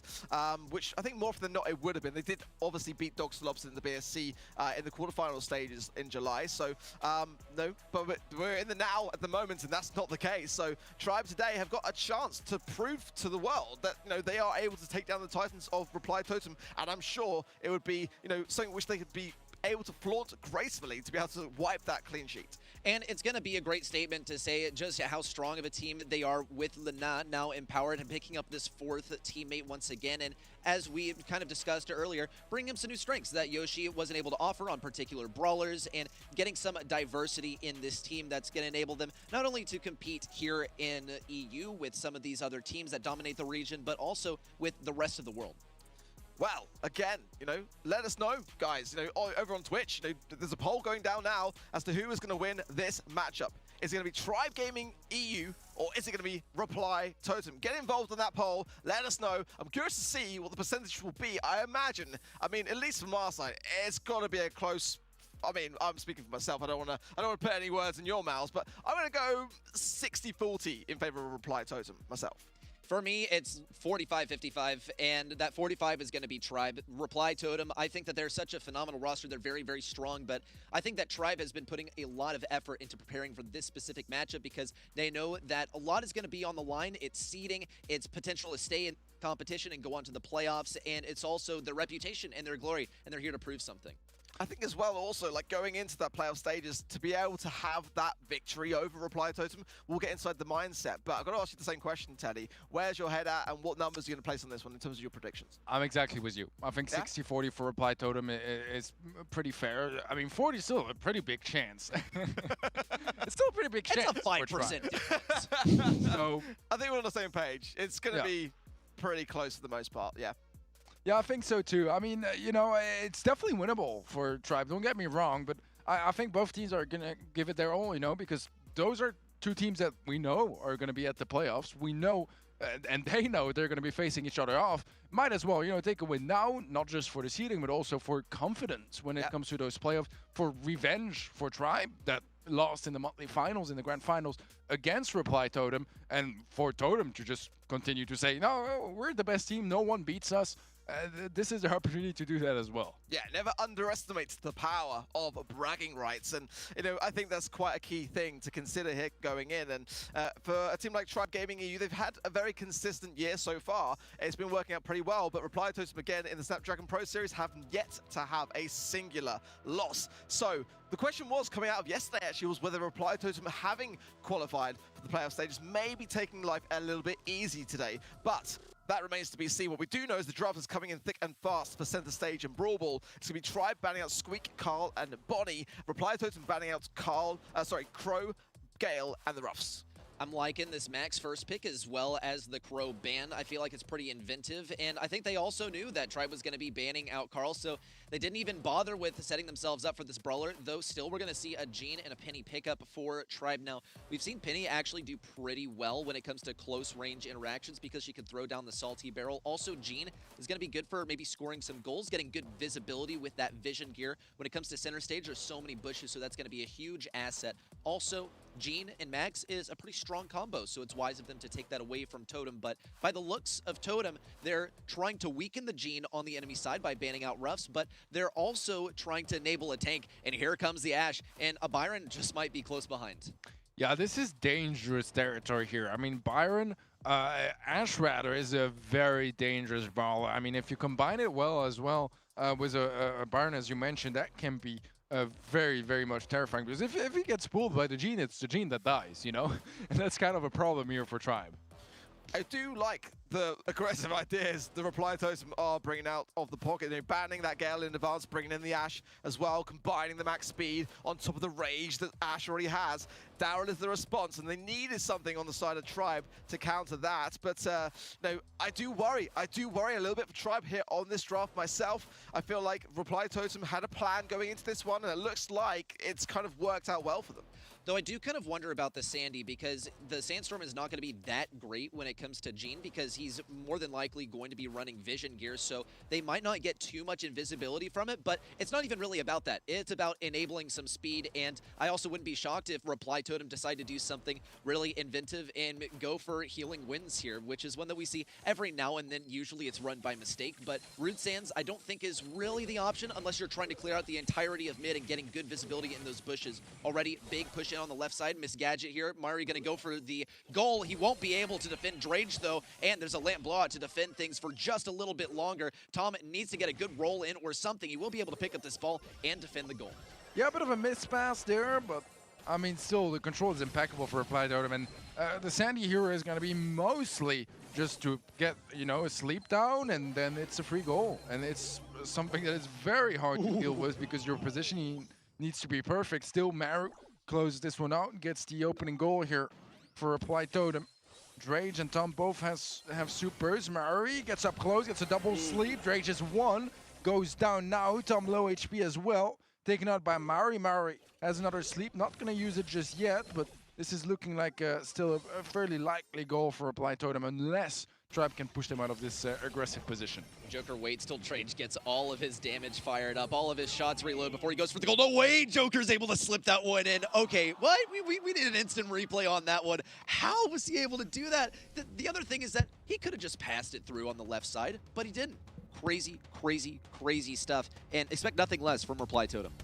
Yeah, that was just impeccable from Reply Totem, you know, and dude, I love the Sandy pick, to be completely honest, because it's somewhat cheeky and it looks kind of underwhelming in this matchup, but just that sleep in the right positioning is so threatening, and we really felt that pressure already. Again, a team wipe, another single player going down. Maru is going to be forced to go forwards, and that's going to be another goal. I mean, Tribe, they don't have time to build anything up. They have two supers available, but I don't even know if that's going to be enough to stop Totem. Well, we will see as that Penny turret goes down. Tom on the right side will get a roll in, but he gets taken down. A potential pass up to Yoshi. Maybe two supers available to Tribe Gaming, but how useful will they be? A good pull here for Drage to shut things down for Mari, but it doesn't get rid of the two more important aggressive brawlers. Mari is able to sneak out of this invisibility and get a kill. Drage still trying to tag things up. He has visibility on Mari, but now that he slips back into the bushes, all of Reply Totem's in there. We might see a goal potential. No way! Huge phase shifter here from Maru to keep that ball from headed into the goal. Good play here, and a good opening that Tom spotted. simply outplayed. We will see also Mary stunned out of using that gadget to get a goal. And also Yoshi is forced to super that ball forward, but this is a good defensive position for Tribe. And as Reply Totem kind of start to run out of steam here, maybe Tribe Gaming can catch up. They're only 1 goal behind, and they got a whole minute on the clock. That's plenty of time. Yeah, I love how easily Yoshi just cleared up that 1v3 like it's just routine. But, I mean, they're not out of trouble just yet. Still a goal behind, a game behind as well. And Joker pushing forwards now. Drake has pulled. I'm going for the roll in onto Joker, but gets shut down. All 3 players solo HP, and the turret is not giving them much space to heal back up. But it's only Joker left alive in a 1v2. Drake going for it now is gonna get the goal in the end. 30 seconds left before overtime, unless either team is able to open things up before that. There's a pretty good amount of time there where Tribe Gaming looked like it could score a goal, but they simply couldn't. They couldn't push in. It was not a 100% guarantee that they'd be able to get the goal, and if they went for it, they would be sacrificing their chances of getting a goal for the remainder of that minute that they had left. With this bush breaking down pretty soon, though, as overtime starts, Reply Totem will lose a lot of their control. A pull here, and Yoshi's going to go down. Tom is able to stun Maru before he can even go for a shot. And the ball is passed forward up into mid, but Maru has a super. He's going to be able to push these shielded teammates back up into mid. They're full health. They got plenty of abilities available, especially Joker, but he's got to be careful versus Yoshi because that can be taken down very quickly. A pull, but Joker passed the ball forward. No way! He's able to get that in. Can you even call that a dribble? That's insane. Crazy plays we've seen from Joker this entire set. Did he just use the gene pool as a dribble? Like he passed the ball towards where the pool would bring him, caught the ball, scores. What kind? Like, I mean, what kind of next level strategies is that? That is absolutely ridiculous. It's insane. Look at the stats, too, how ridiculously close the damage dealt and the damage received were. It's just that Reply Totem had more healing on their side, whether that's Ash gadgets, whether that's simply being able to fall back more often and retain control of mid is up for you guys to decide if you roll back the footage. But this was remarkably close in terms of damage dealt and damage received. It's just evident that with the same tools, with the exact same stats, Reply Totem were simply able to generate more victories because they cleared this one with a 2-0. Yeah, I mean, you know, that's the big advantage of getting that early goal is that you defend for the most part afterwards and enemies are pushing towards you. And yeah, they definitely thrived under that sort of pressure. But man, that final goal from Joker is just some next level stuff, isn't it? I mean, it's kind of what it's just for Reply Totem another day at the office. But I think for me to sum up that set, it's just the classic we got outdrafted moment. It is. I mean, it's straight up is. I mean, you can just see like a Penny and a Jean. Joker just like was able to just run right that entire game. He was like being tickled, and like, you know, there was those moments where yeah, Yoshi was able to get some great value off the back of that Penny pick, and it was great value, it really was. But that was the only way that Tribe were ever going to be able to muster up a win in that scenario. And you know, as soon as Reply Totem started to become a bit more savvy towards his ability to play that brawler so well, they just started to lock it down better. And yeah, Max plus Ash, it's a real threat. Well, I wonder how they're going to top that performance in center stage because that was not simply a dominating victory, but it was a very showy one as well, and that's seriously going to undermine the confidence of Tribe coming into this one because no doubt Tribe had to prepare so much for this particular matchup, and it got shut down by an Ash dribbling the ball using your own Gene Super has got to be incredibly demoralizing. But let's take a look at the draft and see if we can get inside the heads of both of these teams. We see the Nanny ban, the Piper ban, the Bell ban by Reply Totem. They're shutting down pretty much anything that's typical action from a team that has second and third pick, and they're going to go for the Gene actually, which by the looks of things looks like they're going to try and play defense for as long as they can. Here's the Janet as well, and that's going to be great for escaping as well if they decide to go aggressive and try to get away. But also on the enemy side, the Nanny bans by both teams, it's not going to be your conventional game of Shooting Star. Now Carl is open, and I mean, I know that it was Luna that played it in the monthly finals, and I actually kind of popped off with it as well. One of the best clips from the July monthly finals in the MEA. It is still going to be picked up. I think Tom might be the one to play it. At least he used to be the one that plays it. Now that it's a bit more popular from a mechanical standpoint, it could still be Drage. I'm assuming Yoshi is going to be on the max. We'll see the bow make an appearance as well. I like this comp here from Tribe. I do think that the Gene is always good. Janet is very solid as well. So there's really nothing wrong with this draft from Reply Totem either, especially since they still have a final opportunity to hit hard. And Leon is an interesting way to go. It doesn't really have the most direct counter against any of those brawlers, really, but it has alright matchups against all of them, Arc. Well, I mean, the way this is shaped up to be, I gotta hand it again over to Reply Totem, to be honest. I mean, Carl, yeah, I mean, that is definitely an aggressive idea, but we've seen this rise of Gene coming into the scene, and that has had a big knock-on effect to the effectiveness of Carl in some instances. The Leon, though, as well, I do like on the side of Reply Totem. It can do pretty well in shooting star to go really on the aggressive and get those all-important takedowns. Well, what we've seen in the past is that when Reply Totem decides that they're going to play into Carl and that they're just going to let it happen, it hasn't even really worked for them either. He's just such a strong brawler at the moment, so I wonder if they'll be able to do it this time. They do Gene on their side, which is a pretty hard counter to Carl, but here comes the Super Totem. And it looks like with Drage trying to collect some super from the Super Totem that he might actually be running Protective Pirouette.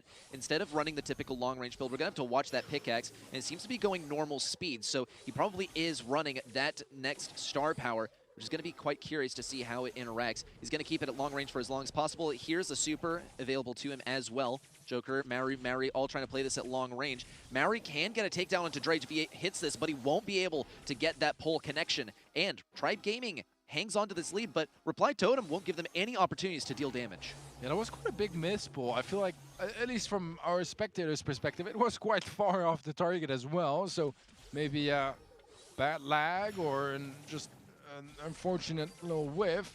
He's going to get stunned by the mines as well. And so far, I mean, this is not Mari's game for the leads as he misses that pull and now goes down. Drage is low, but man, he still manages to get the pickup. Maru is going to survive with 8 HP on the top side of the map as well.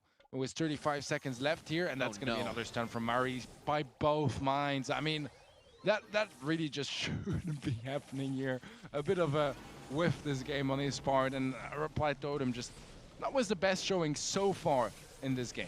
Not at all, and it looks like Reply Totem's strategy kind of hinged on them getting the blue star, because when it came to offense, they weren't able to do too much damage to Tribe, and they didn't get a single kill along the way, but the final few seconds come in, and this is when we see Reply Totem usually bring it back. Only a few seconds available to them, though. Joker has to get this kill in close range. Down goes Tom. Drage on very low health. He will get taken down. No, not going to be the kill onto Yoshi, and Tribe Gaming will take this one, even if it's just by an inch.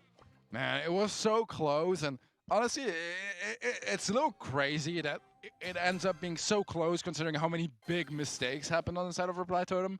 Like, I feel like, you know, if you give 2 free kills like that to bow mines, you shouldn't be able to just lose narrowly by 1 star and, you know, a player on the other side having like 700 HP. Definitely some room for improvement here for Reply Totem. Tribe Gaming, they'll take it because they very much needed a game.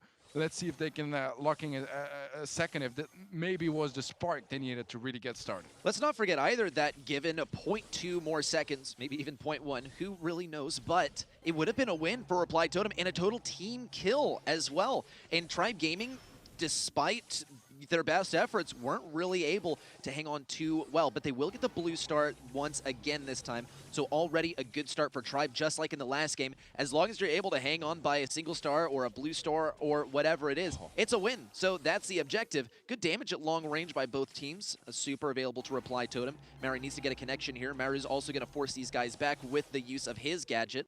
You see on the left side, Yoshi has his super. Probably going to be used more for defense because Tribe Gaming seem to be quite comfy when it comes to playing defense and not pushing the backline anymore forward. There needs to be max range pull, and down goes Tom. And now Tribe has to start playing aggressive. Yeah, for the first time in this set, as Reply Totem was the lead in a game, as they find a nice kill. 35 seconds left on the clock. This time around, Mines shouldn't be stunning anyone. Joker is going to be very low HP. Drage is going in for the kill, and it is going to be confirmed. 1-star lead now in favor of Tribe Gaming after just a couple of interactions and trades. 20 seconds left in this one, and now it's suddenly Reply Totem again that needs to turn around the game. Well, Mario on the right side is going to apply some pressure. Yoshi's all backed into this corner. We'll see Joker get taken down. Good dodge here, but Yoshi's somehow able to stay alive. What? Mary gets the last shot, though, but it's not going to be enough. The damage flies out, but the dodges are there, and Tribe Gaming, once again, is going to win by 1 star and a blue star. huge, huge victory here for Tribe Gaming to get a set off a Reply Totem, even if it is that close. But that's simply how it's going to be throughout this entire match. If Tribe gets a win over Reply Totem, this crazy good team, it's going to be very, very close. I'll be honest with you. I feel like so far, Reply Totem kind of gave this one away. Because honestly, there were a lot of mistakes, and it was still very, very close. And I feel like Tribe, they did manage to step up and grab those opportunities that Reply Totem were giving to them. But if Reply Totem aren't giving them to them in the next couple sets, I still feel like they should have it. Although this was a bit of a shaky set on their end. And again, you know, I cannot commend Tribe Gaming enough for being able to seize those opportunities, because that's really important. You have to punish your opponent's mistakes, and Reply Totem, they give them plenty to punish this time. They left the door a little bit wide open for Tribe to come in and steal the show, but again, not much in it. Realistically, not much in it. And in Bounty, 1 star can make all the difference, as we well know.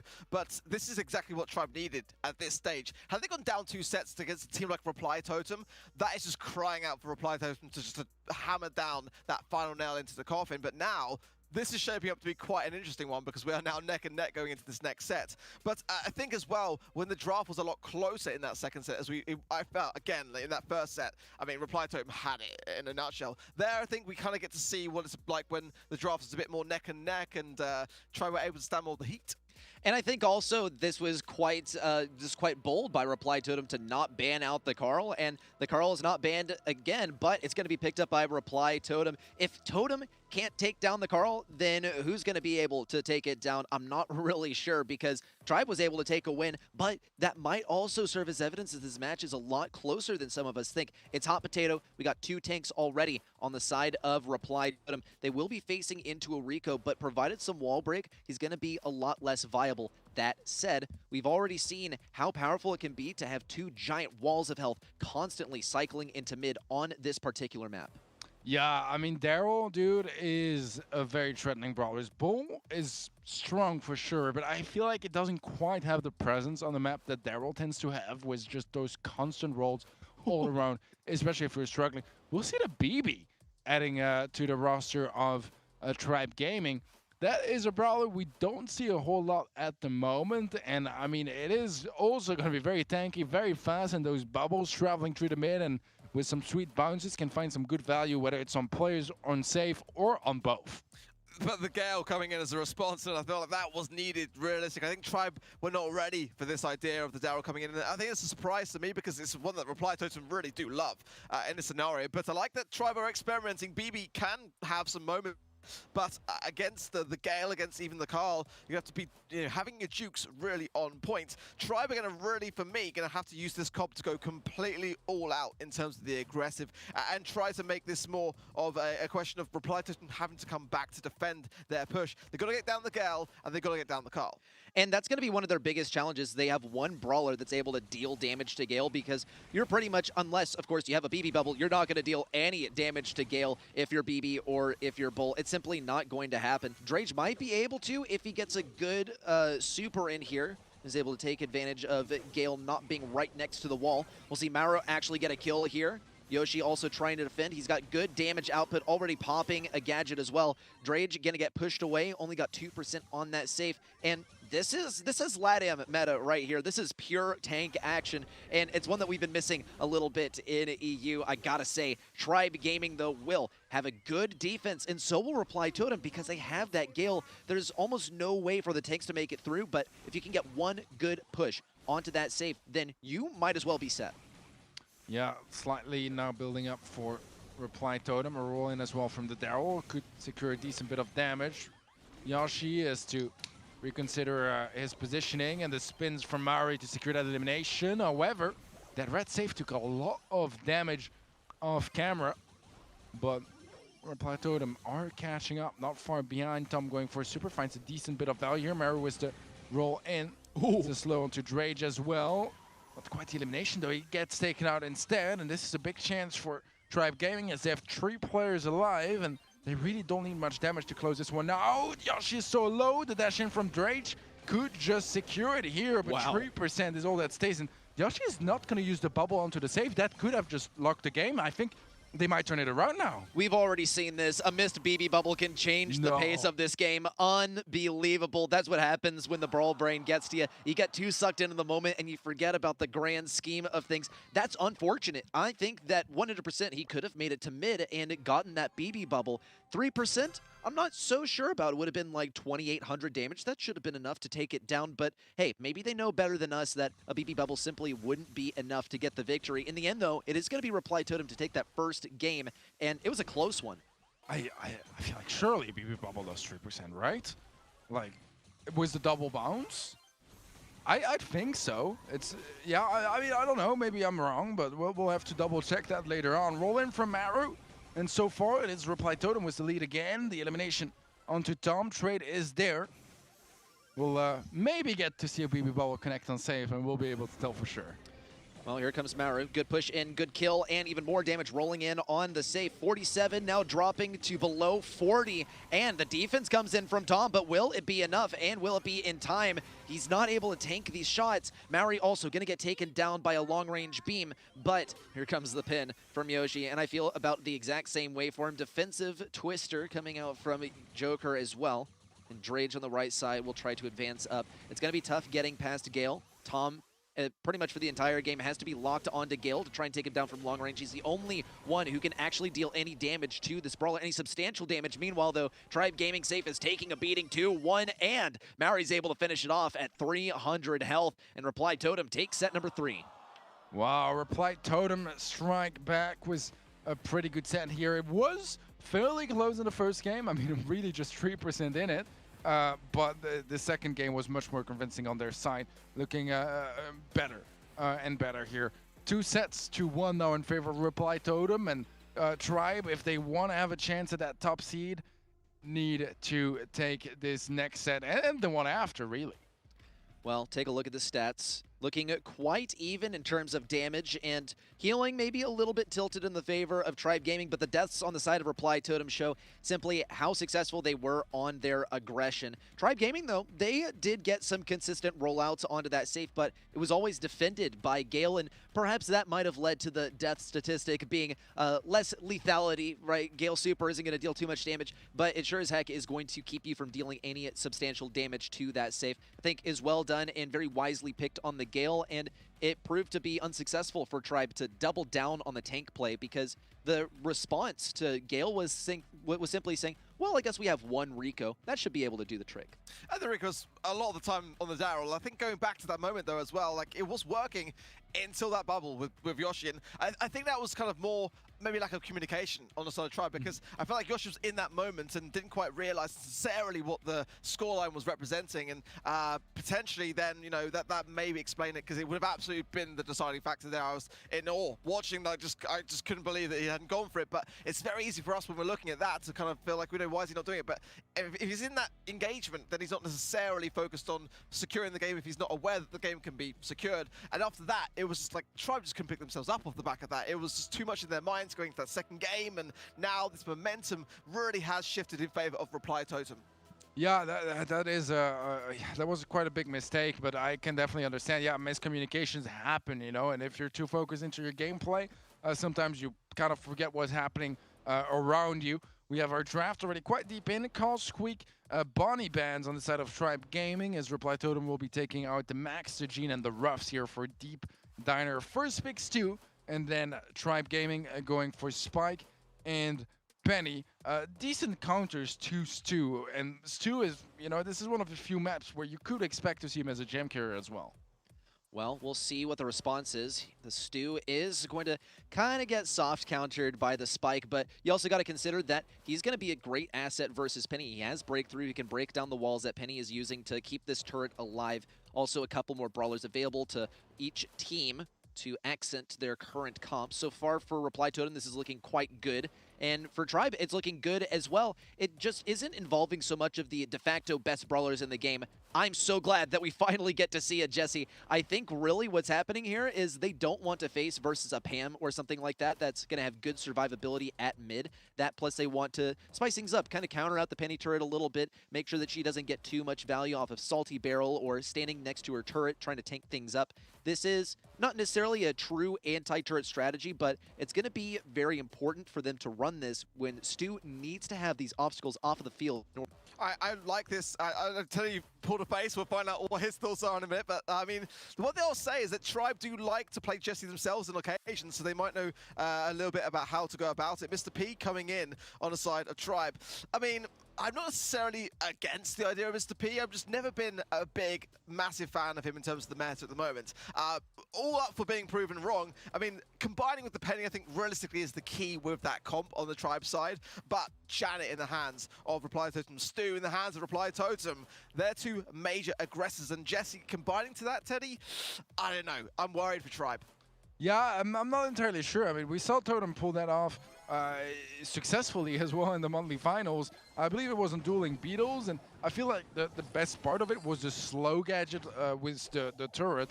But I feel like when Crow is open, if that's really what you're going to get out of it, I would probably prefer Crow, but I mean, you know, he's going to be playing mid, so that is definitely interesting. And so far, he's definitely outlaning Drage on the Penny, so I mean, I think Reply Totem, they'll take it, at least for now.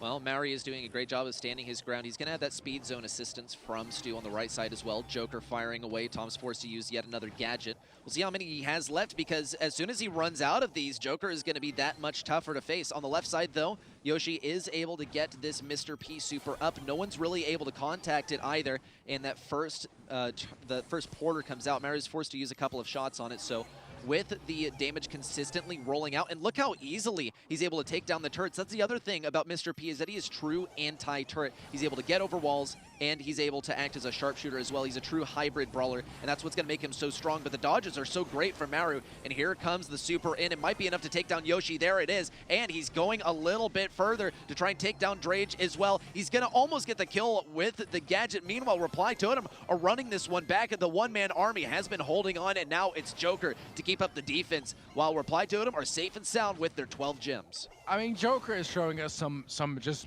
magnificent Stu gameplay, but honestly, the Jesse diff, I mean, he completely diffed Drage on that Penny pick, and that's something I didn't necessarily expect to see. Jessie did get her own rework a couple months back. She's definitely better than she used to be, but it's still, I mean, it's the second Jessie I see all year long in competitive as far as I can remember. And it says a lot about how odd this pick is, but in game one at least, it worked out quite well for Reply Totem. Another thing to note is that we haven't really seen any turret gameplay from Maori. We haven't seen that come out just yet. Maori, though, on the left side is once again going to try and make this work. Drage kind of pinching in, but the important part is that Maori stays alive and that he keeps attention focused on him. But Drage has already picked up 5 gems, and this is a phenomenal start, but he gets pinched really, really hard, and Maori's not able to finish off the kill. Neither is Maori. He's just out of range, but with him retreating all the way, Maori gets to take a brand new position where he gets to pinch Tom instead. Maori also capitalizes on this to push through and win his lane. That's the deal, is when you retreat, you force your teammates to fight a 2v3, and that means that each of your teammates can very easily get flexed onto their lane and pinch very, very hard. And even if you're a pro player, unless your dodges are out of this world and you're able to teleport somewhere, you're not going to be able to dodge 2 projectiles that are going to guarantee to hit you no matter where you move. It's the checkmate of Brawl Stars. Reply Totem are doing a good job of bringing this back so far, though. Tom having to retreat on this right lane. Drage also hanging on to a lot of gems. Does like we have a surprise appearance from the Wi-Fi symbol that we all know and love from our games at home, but it's not going to matter too much to Reply Totem, that they will take a beating here off screen. And Tribe Gaming get to walk all over mid. 8 gems, counting up to 9 for Drage. Sure, what is different this game than, I mean, Maori is just going to get his first story. No, he's definitely been hitting a lot less shots than in his previous game. Curveball from Tom connects as well to lock in that elimination, and it is close, but oh, Yoshi gets a big kill on the left-hand side. That's going to be securing all of the gems nearly from Reply Totem towards Tribe Gaming sides, and countdown is initiated. Maori falls to the mortar, and this should be a game here for Tribe. A game away from set 5 Reply Totem, though, still sitting on that match point, a game away from, you know, pretty much just locking in that first seed in the region, honestly. Well, Tribe Gaming did a much better job of assessing the previous game than they have in the last few games. In the first set and in the third set as well, they kind of didn't reflect too much on the first game by the looks of things. It only applied a bunch of pressure to them and kind of got in their heads.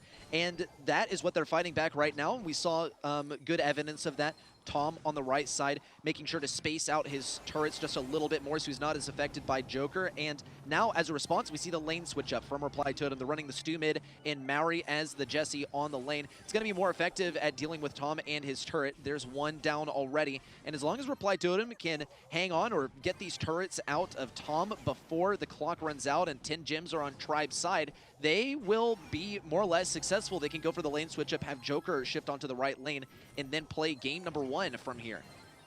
Yeah, I'm pretty sure, actually, that Totem, if they were to win this match, they would lock in the #1 seed, unless we have something quite crazy happening where we end up having a 3-way tie for the first spot, in which case probably stats would still be in favor of Reply Totem as well. Most likely outcome is that if Totem win this one, they will lock in that first seed. Yashi gets taken out by Joker on the left-hand side, and so far it seems like switching gem carriers is working out quite nicely as Mari gets a nice connection onto Tom, locks in that kill, and Joker is 2 gems away now from a countdown. Drage gonna throw this turret forward to try and get some more control. Jesse turret taking a lot of damage. Tom also getting tagged up by the shot from Maori. He has to abandon this this gadget that he used to defend himself.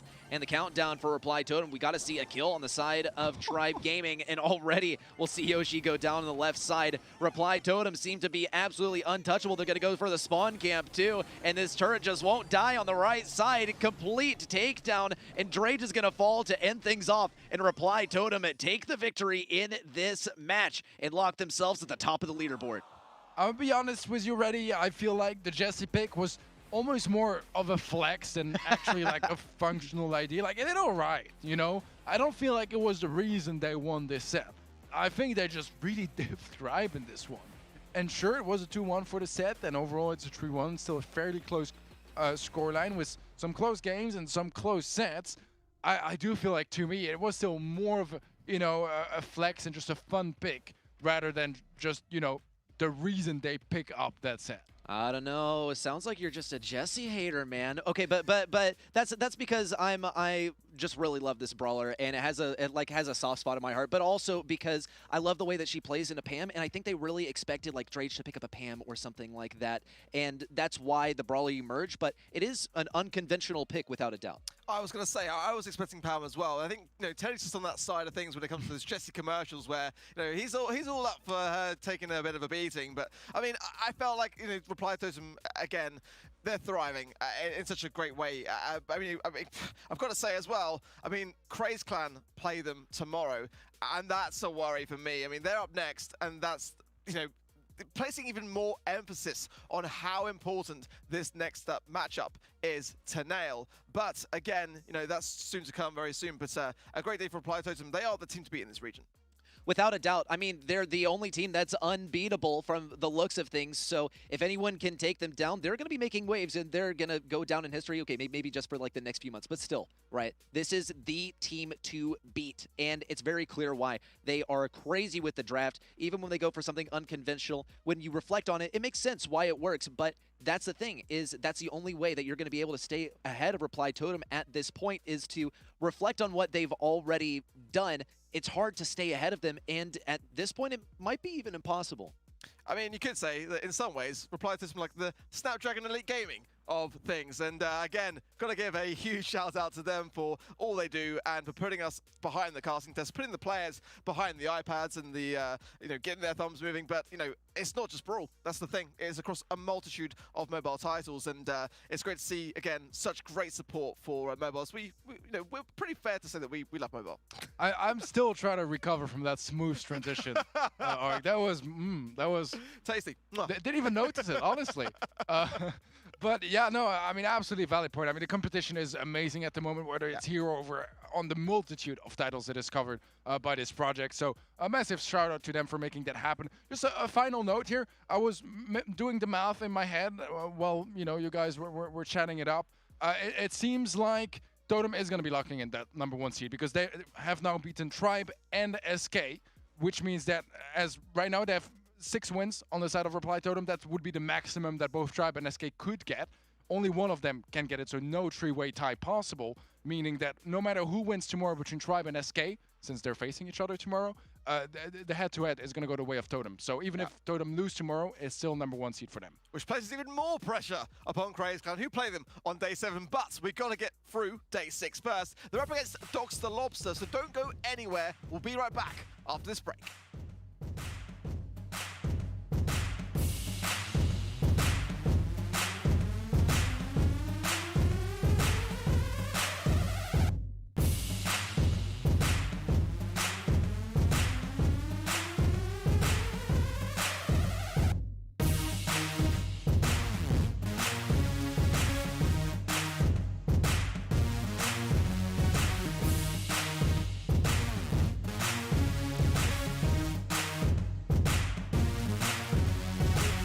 The Snapdragon Pro Series is brought to you by Snapdragon Elite Gaming, Monster Energy, and DHL. Welcome to Real or Fake. Here's how it works. The player is given a prompt that contains information from Brawl Stars. The player then decides whether it's real or fake.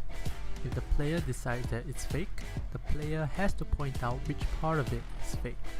Points are awarded for correctly identifying the prompts. Let's see how they did. Hello guys, I'm Klaus, a player from SK Gaming, and today I'm with Guillermo, so we are going to do the interview, so let's see.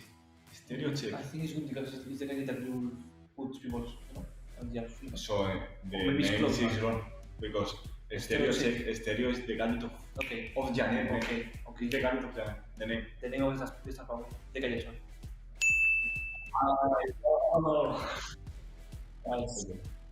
Photosynthesis, you know, with this for sure. I think it's good, the photosynthesis and... No, it's wrong, the description. The description only need to be? Yeah. 100% is, or the, I think it's the description, no? Yes. Because it's exploitative is as here when you go to a bush, no? Yes. Not from attacks. In the bush, but not partially. It's Yeah, like how many percent, I don't know how many percent, but it's like, I don't know. 20%. Yeah, it's wrong, the description. What's the icon? But look, can you put the other one? It's the same one. It's a hair, man. No, this is old, bro. The logo is old. Yeah, I agree. It's the galleta.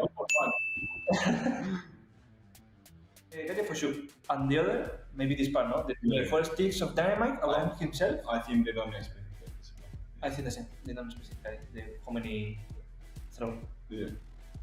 We say the name and the number of the sticks of the name. Yeah. I hope. Okay. It's video to screen. T. No, that is wrong, no? How many you hit? Is 500. 600. 600? I don't know, you play badly literally right now. 600 no, 500. 500? This is good, for sure. Okay, we say that the number is wrong, but yeah. Yes, for sure. I will say 2. And the name. Of the gadget.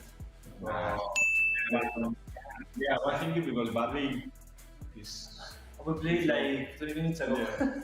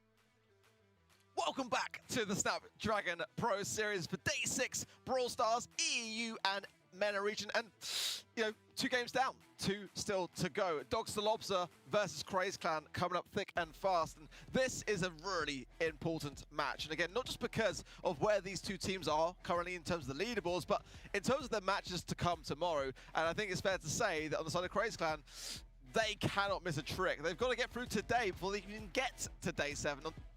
They meet Reply Totem, who have yet to lose. So, Teddy, big stuff on this particular matchup. Whoopsie. This is a bit of a crazy situation here for both teams because they absolutely need to win today. Yeah. Like, there's no way around it. But also, it's even if they do, it's going to be tricky because we're talking about, you know, 3-way ties and not a smooth journey to the playoffs for sure. But if they even want to just stand a chance, today needs to be a win, and tomorrow also needs to be a win. Yeah, and for Craze especially, I mean, their only win was against Team Kessel, which does, again, open up that potential for, you know, the sort of tie-breaking to come into play, and we'll have to see how that one plays out. Team Kessel still to come later. But we'll take a quick look as well at the leaderboards now. Reddy, you can just sort of talk us through it and how things are shaping up to be. But yeah, no surprises who's on top. But again, that's kind of the battle that's already been dealt with realistically here. But Tribe have dropped down from that 2nd place spot to 3rd. So in terms of seedings, that could make an impact. Absolutely, and despite being in this number 3 spot, they're still comfortably, basically qualified. FAC still sitting in that number 4. We might see that change up with our final match of the day with Team Queso. Craze Clan and Dogster, though, is going to be pretty entertaining. We might see these guys switch spots, in fact, because they are at the exact same record. So, okay, yeah, they're definitely going to switch spots. But we'll see also that score diff on the most right-hand side change up a little bit, too. And it might get relatively tied up with some other teams that are competing later today and also tomorrow. Well, I'm really keen to see with Dogs the Lobster as well how they fare, because they got a matchup tomorrow with FA Baguette, and if they can just get through Craze Clan, they can still bump themselves up a lot from that 7th place spot as FA Baguette now really have struggled, and yeah, they're not going to be able to catch up in any way. But Team Kessler later on as well, playing up against SK, this will be a banger of a match too. But again, this is where it really all comes down. You know, anything can still change, and these matchups are going to be massively dependent, and will have a big knock-on effect to what is to come as well. But you know, Teddy, with regards to your thoughts going into this matchup, you know, again, the importance of what it is on the line, who's going to take it in your opinion? I think this one is a very tough call. I feel like in the last couple play days, Craze to me looked a little better than Dogs the Lobster. That, I mean, Dogs, they've won 1 set in their 3 last matches. I mean, sure, they did face SK Totem and FA Siege, yeah, but still, it's only 1 set. You know, Craze, they managed to sweep through Team Keizo, a team that, you know, Dogs were not able to take down. So I would say slightly in favor of Craze Clan, but it's very near 50-50. Just want to add again that, yeah, they kind of need a 3-way tie, which means that the tiebreaker would be the set difference. In that case, both teams really hoping to get, you know, a stomp here. Winning 3-0 would be the ideal situation for both sides, but only one team can do so. Well, it's my favorite time of the day because I get to say the following words. Let's take a look at the Dogs the Lobster roster.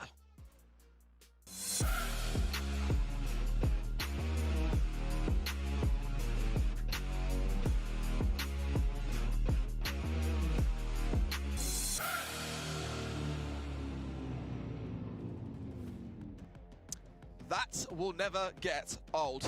Tom, Haldwin, Kanan, Ziaku, and Vid, of course, from the coaching perspective and the analyst side of things, being the brains. But this, again, you know, it's a squad that coming in to the challenge season, I had, to be honest, better hopes of. But they have, like you said, Teddy, faced a lot of rough teams along the way. This could be their chance to play catch-up if they get this right. Yeah, I mean, you know, when you're facing an Order Tribe, Team Keizo, SK, and Totem, it's hard to build up a lot of momentum, you know, for your start of challenging. They're not quite out yet, but what's a little bit problematic for them at the moment is that their only win is against Tribe that they cannot be in a tiebreaker against, because Tribe, you know, are sitting quite comfortably on 4 wins, and there's no chance for Dogs the Lobster to catch up that many wins. So, yeah, it's not quite ideal. It's pretty much worst case scenario on their end. That what at the beginning seemed like amazing. Yeah, they beat Tribe, that's big.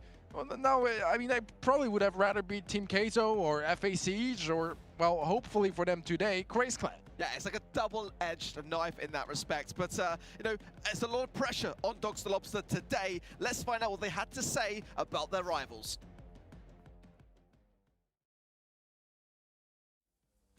Well, we're quite excited to play Crazy Clan. We know they're a really strong team, and they're definitely someone who can dominate in the draft section of the game. But we know we can, on a good day, we can definitely beat them. So we're excited for the next match. Excited for the next match, whilst looking incredibly unexcited for the next match. But again, I feel like this is the chance that Dogs the Lobster can actually really start to shine through here. If they smash it out of the park today and going into tomorrow as well with their matchup there, this could be one of the biggest shifts that we've seen all season.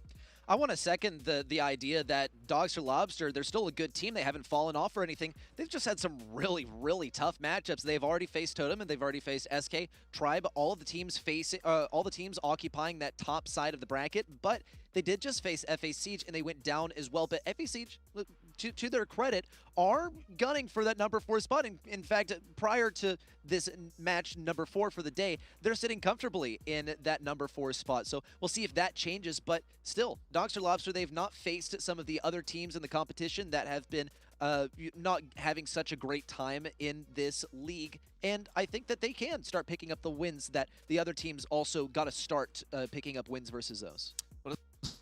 Gonna hand it over easy, and that is Crazy Clan. Let's take a look now at their roster.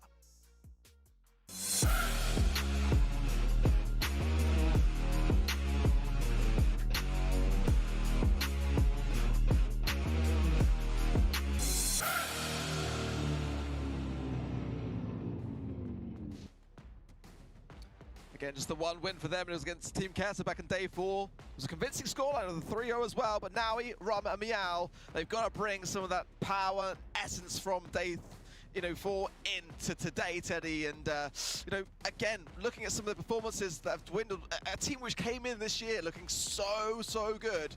And again, in the splits, looking fantastic. They have dwindled a bit recently. Today is not the day for dwindling. Yeah, they have had a little bit of a tendency to choke and underperform on biggies, on high-stake matches.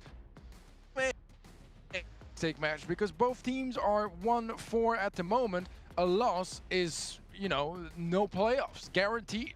And even if they do get the win, it's still slim chances, but at least there's chances, so they absolutely need a win. Now, it applies for both sides, and honestly, both teams have had a little bit of a tendency to struggle when it matters the most. Exactly that, and well, the head-to-head is coming up in thick and fast, and I'm curious to see how and what story it's going to tell here.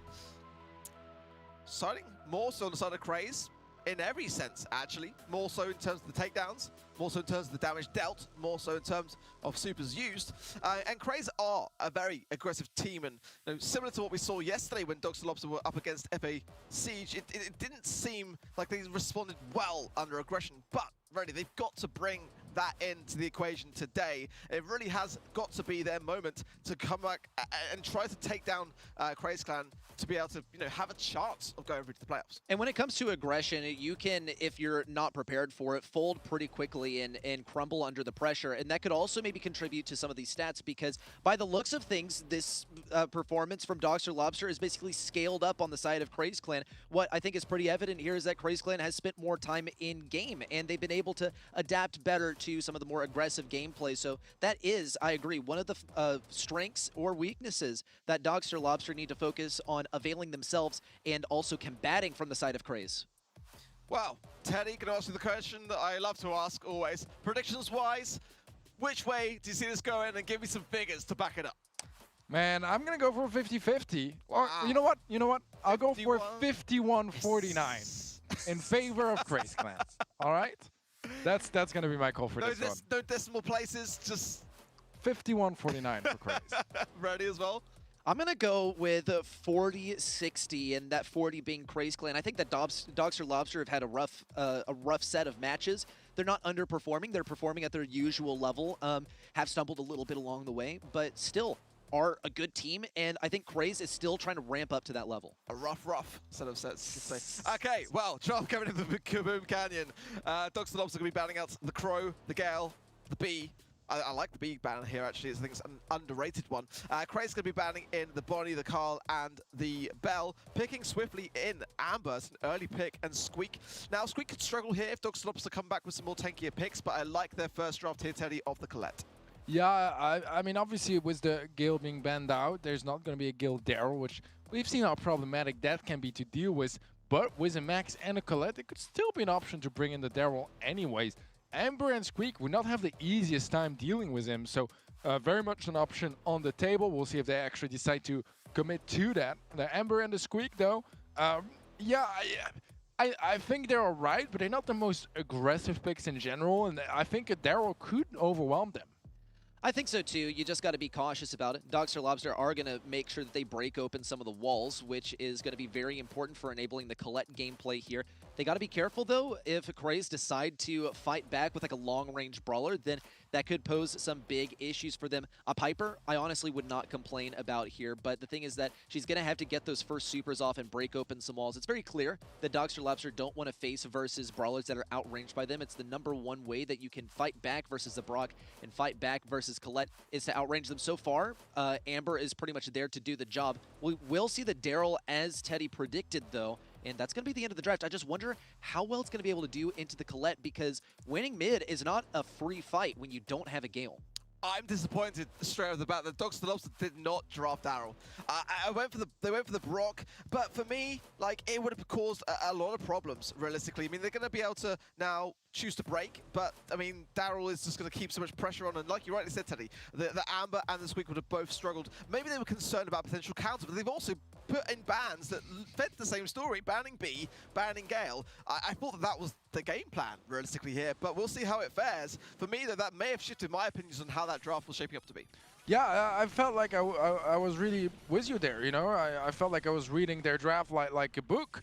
But it seems like I can't read, really. Like, I'm starting to question myself, and I feel like Brock is all right, but I just don't really understand why. I mean, you know, you can open up your wall in the mid, I get that, but I don't see, like, it's going to struggle against a Daryl. By any means, I don't think Colette is enough to consistently shut the Daryl down. I mean, so far it does seem like they're doing okay, but they're still behind by 9%. They have very little control, and I mean, Kanan is going to burn down as well. I don't know. I am kind of disappointed in this draft by Doctor. I feel like they had a really good opportunity with that Daryl, but yeah, not really committing to it.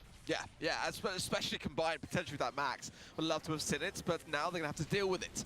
Now he goes down, and how to win on this left-hand side, doing some great jukes, and as we like to see from Dr. Lobster, they are quick on their thumbs, more often than not. Kanan as well coming over the top with a ton of rockets. Now evening up the scoreline here. Importantly so, damage gear still in play, and Kanan trying to utilize that to his advantage, but if they make control now, a chance to shift it in their favor. Yeah, super from Tom here to take the advantage for Doctor. Trying to prove us wrong regarding their draft here. Rawa takes a fair bit of damage. Meow is in a tough position as well, and Kanan is connecting some good shots as a super to get onto that save, and that's going to extend that lead furthermore. Now he gets melted down, and seems like so far things are starting to build up quite nicely for Doctor as they have a 41% lead. Tom, with that super, should shortly be attempting to extend it furthermore in favor of the Doctors. Tomzy in the mid has still super to hand and healing up accordingly, but can't leave now he uncontested missed super as well. Probably would have been better served onto the safe, but in the meanwhile it is Kanan who is doing just that's how to win, keeping now incredibly low on that side of things, but that's going to allow the damage gear to come into play, so it was a swift takedown needed by Kanan and Tomzy, and it was there. But it is Dr. Lobster who are behind. They need to start to make, well, they're not behind, but they might soon be if, you know, Meow comes in here dealing the damage. Can they defend it off? Oh, 1% in it. On the other side of things, there's damage being dealt. It's 27. Oh my word! Those final shots came in so clutch. Yeah, what if the Colette actually went for the save instead of defending there towards the end? Because she was defending, but she didn't take him down, so that was just kind of missed value. I mean, maybe it's just details, maybe it would not have mattered, but it certainly wouldn't have made it worse since Daryl was still alive. If anything, it could have activated damage gear, you know, so I'm not entirely sure about that. It is going to go the way of Craze, and I mean, it was very close, but I still feel like if the Daryl went the way of Doxter, they had an almost free matchup here. I don't want to quite use the word free, but definitely an outdraft. Yeah, it would have definitely been a pick needed to counter on the side of Craze that they would have had to consider with a lot of positive choices. There's a lot of Daryl and tankier options banned. So let's see now though. There's a bit of clustering on this top right hand side as Meow and Naui need to separate themselves out just a little bit. Value will be on the side of Dogs Lobster if they're not careful. Mid is completely broken up, and as well now Naui rolling in. Does almost get the takedown there, but Kanan's staying alive here. Tomsy though, it's a great value at the back of that gotcha gadget, and also some damage from the super onto Rama. Now Dogs Lobster take the big control, and with it a ton of damage. Yeah, good stuff here from Dogster, and the mechanics are on point for sure. Tom doing a really good job on the Colette as well. It was a beautiful fight from him in the mid. Will get tagged up by Rama for now. Now he has a roll. Could get some good value of that. Is gonna get the 1 kill. Will get, oh, never mind. He goes down to Tom Super. And Craze, they're not really able to build up any control for now. Dogster having the better start for the time being, but not that much of a damage lead. Tomsy has the shield to hand, and it's going to go a long way, especially combined with the gadget there. Gotcha coming in, combined with Kanan. This is looking really, really much better here for Dogs the Lobster. But the response from Craze Clan will be furious as now Meow burns down the bush. Takedown of Naui is there as well. That's going to deflate a lot of what was really coming in terms of this push and the speed from How to Win. So important to get Dogs the Lobster back into the mid, back into contesting the situation upon them. Naui though rolls in. How to Win with a lovely phase shifter, but not quite enough needed. Kanan there on defense has got to do his work. Yeah, some good value from Craze. I mean, Dogster shut down the push for the time being, but it's not a huge difference either. 27% and a potential final push from Craze as well. Tom keeping that super for defense. Now he does have a roll. He should get shut down, but he's staying up for a little longer than what would be comfortable. Still, Dogster will be taking this game, but it's close. It's really close, and it does not feel like they're very safe in this matchup. Yeah, I fully agree. I think Craze, for me, you've got my preferred draft, considering that Daryl here has got so much weight to it, and I know we keep bringing it up, but again, I just felt like that was the way this draft was going to be heading in favor of Dogs the Lobster. And but in fairness to them, they're making it work, and that was the thing coming in as the first game, going the way of Craze, placed them under immediate pressure. So they've got to continue on as they started to build the momentum up in the last game. Now in the middle as well, waiting for Super to roll in here, and that's why Kanan with a lovely little, rocket fuel into the mid. I like that a lot. It's going to definitely restrict the movements massively, so Craze Clan, and a little bit more, if he wants to break that mid later, will also make it completely separated. Yeah, to win, burning down, and it's going to be a lane won by Meow. Better start this time around here for Craze. They needed a bit of a clutch to turn around the first game. Second one was a little bit too much to ask for. They can get the upper hand earlier on. Could give them much more of a fighting chance. Super pumped by How to Win. Movement speed is increased for this entire team, but they're not really getting the most value out of it. A residue in the mid as well, going to block access to that area of the map for Dogster, and Craze so far setting things up quite nicely in the middle part of the map. Meow goes down, and that's going to deflate so much of what Naui can do here. He's going to try for it, though, and actually gets a lovely roll in. Rum on the left-hand side now can get some damage, but I do agree. I feel like the squeak here is the bit of the weak link in the Craze Clan comp, and it is, again, having some way of terms of control. Residue again onto the mid is going to slow things down massively so, and it is the pace that's been brought down that is giving Craze Clan a bit more of the edge, and of course the damage along with it. Yeah, some bushes being burned down might help for the later stages. A 40% lead now in favor of Craze, and I'm going to be honest with you, they're looking very, very good right now. A nice takedown onto Tom. How to Win goes down as well after using a phase shifter. The super there, no connection whatsoever with that Brock super onto Meow, and a massive lead now for Craze. Likely to be taking the set at this point with 30 seconds left and a ton of damage still heading towards that save. It's not over just yet, but it might as well be because there's only 5% left on Dogs the Lobster's save, and Craze Clan save is still absolutely untouched. Well, 100% damage needed in the next 20 seconds, and I'm all for it. If Dogs and Lobs can bring the ice, then so much power to them to do so. Meow, though, lurking this right-hand side, and it's only the 5% needed as Craze now starts to, regain that composure, regain that control, and I just cannot see any way that it can go any other way than Crazeclan taking this first set, and a bit of a door opening though. Dr. Lobster could have brought back that first set if they just started to communicate a bit better, having a much better start, but it wasn't to be. Crazeclan will take it. Yeah, absolutely. So, I mean, you know, we talked about it a fair bit already, but I feel like that Daryl pick was just a little bit of a mistake, to be completely honest. If they really wanted to commit to destruction, maybe they could have removed the Max and kept the Brock or a Griff or whatever they want to open up the walls.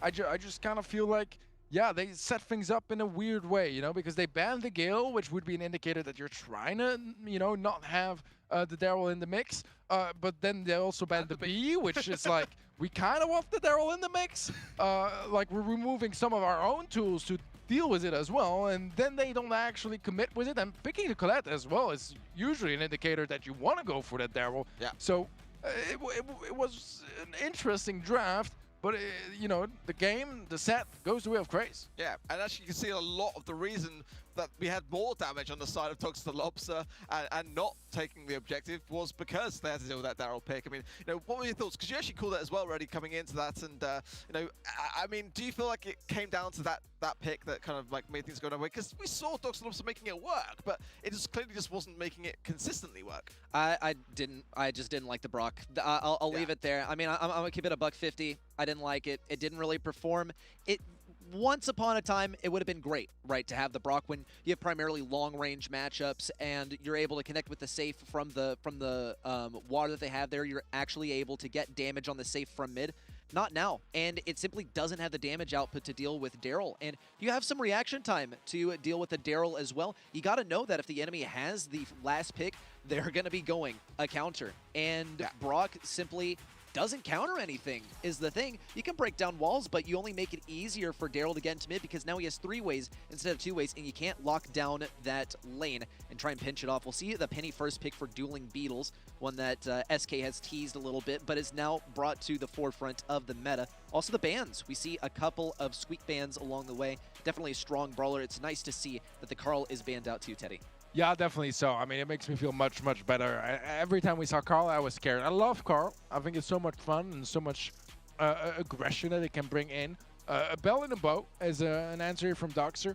I don't mind. I mean, it's a little bit like basic and simple. Like, there's not too much spice in it, but they're good picks. They do their job. You get those mines in the mid.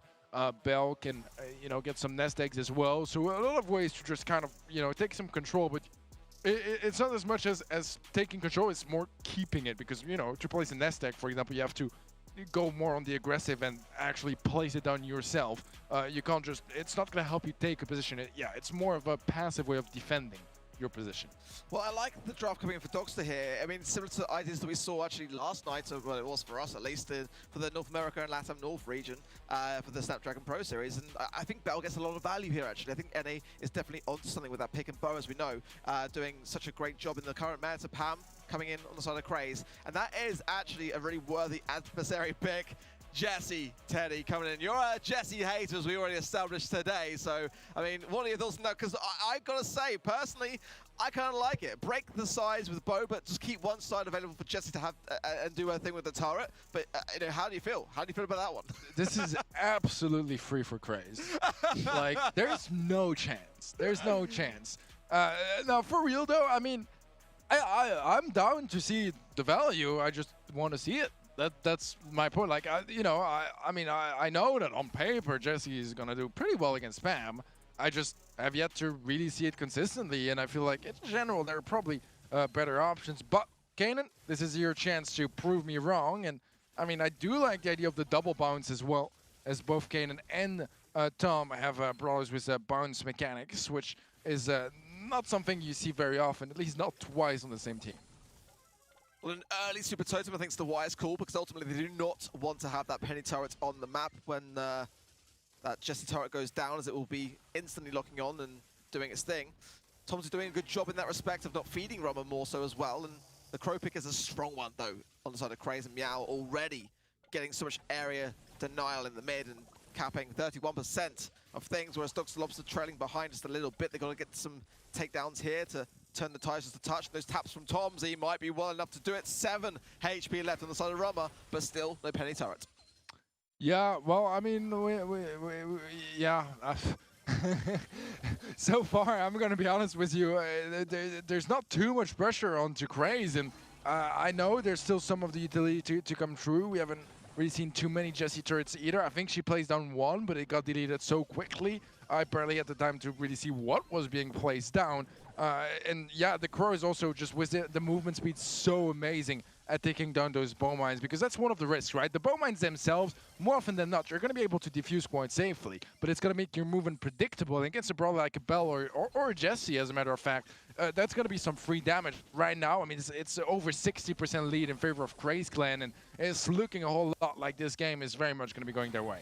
Yeah, I don't mind the comp, to be honest. I don't think that's the reason necessarily why it wasn't working out, but I think the passive play in that early game really was kind of similar to how we saw Dogster playing yesterday in that episode of Knockout. They just weren't resisting. In a game mode like Hotson, you've got to be able to stand your ground in the mid and fight harder to try to keep your opposition low, so at least they're more concerned about the range, diff. But at the same time, this is exactly what Dogster do not want to be feeding into the idea of. Craze get 2 sets now.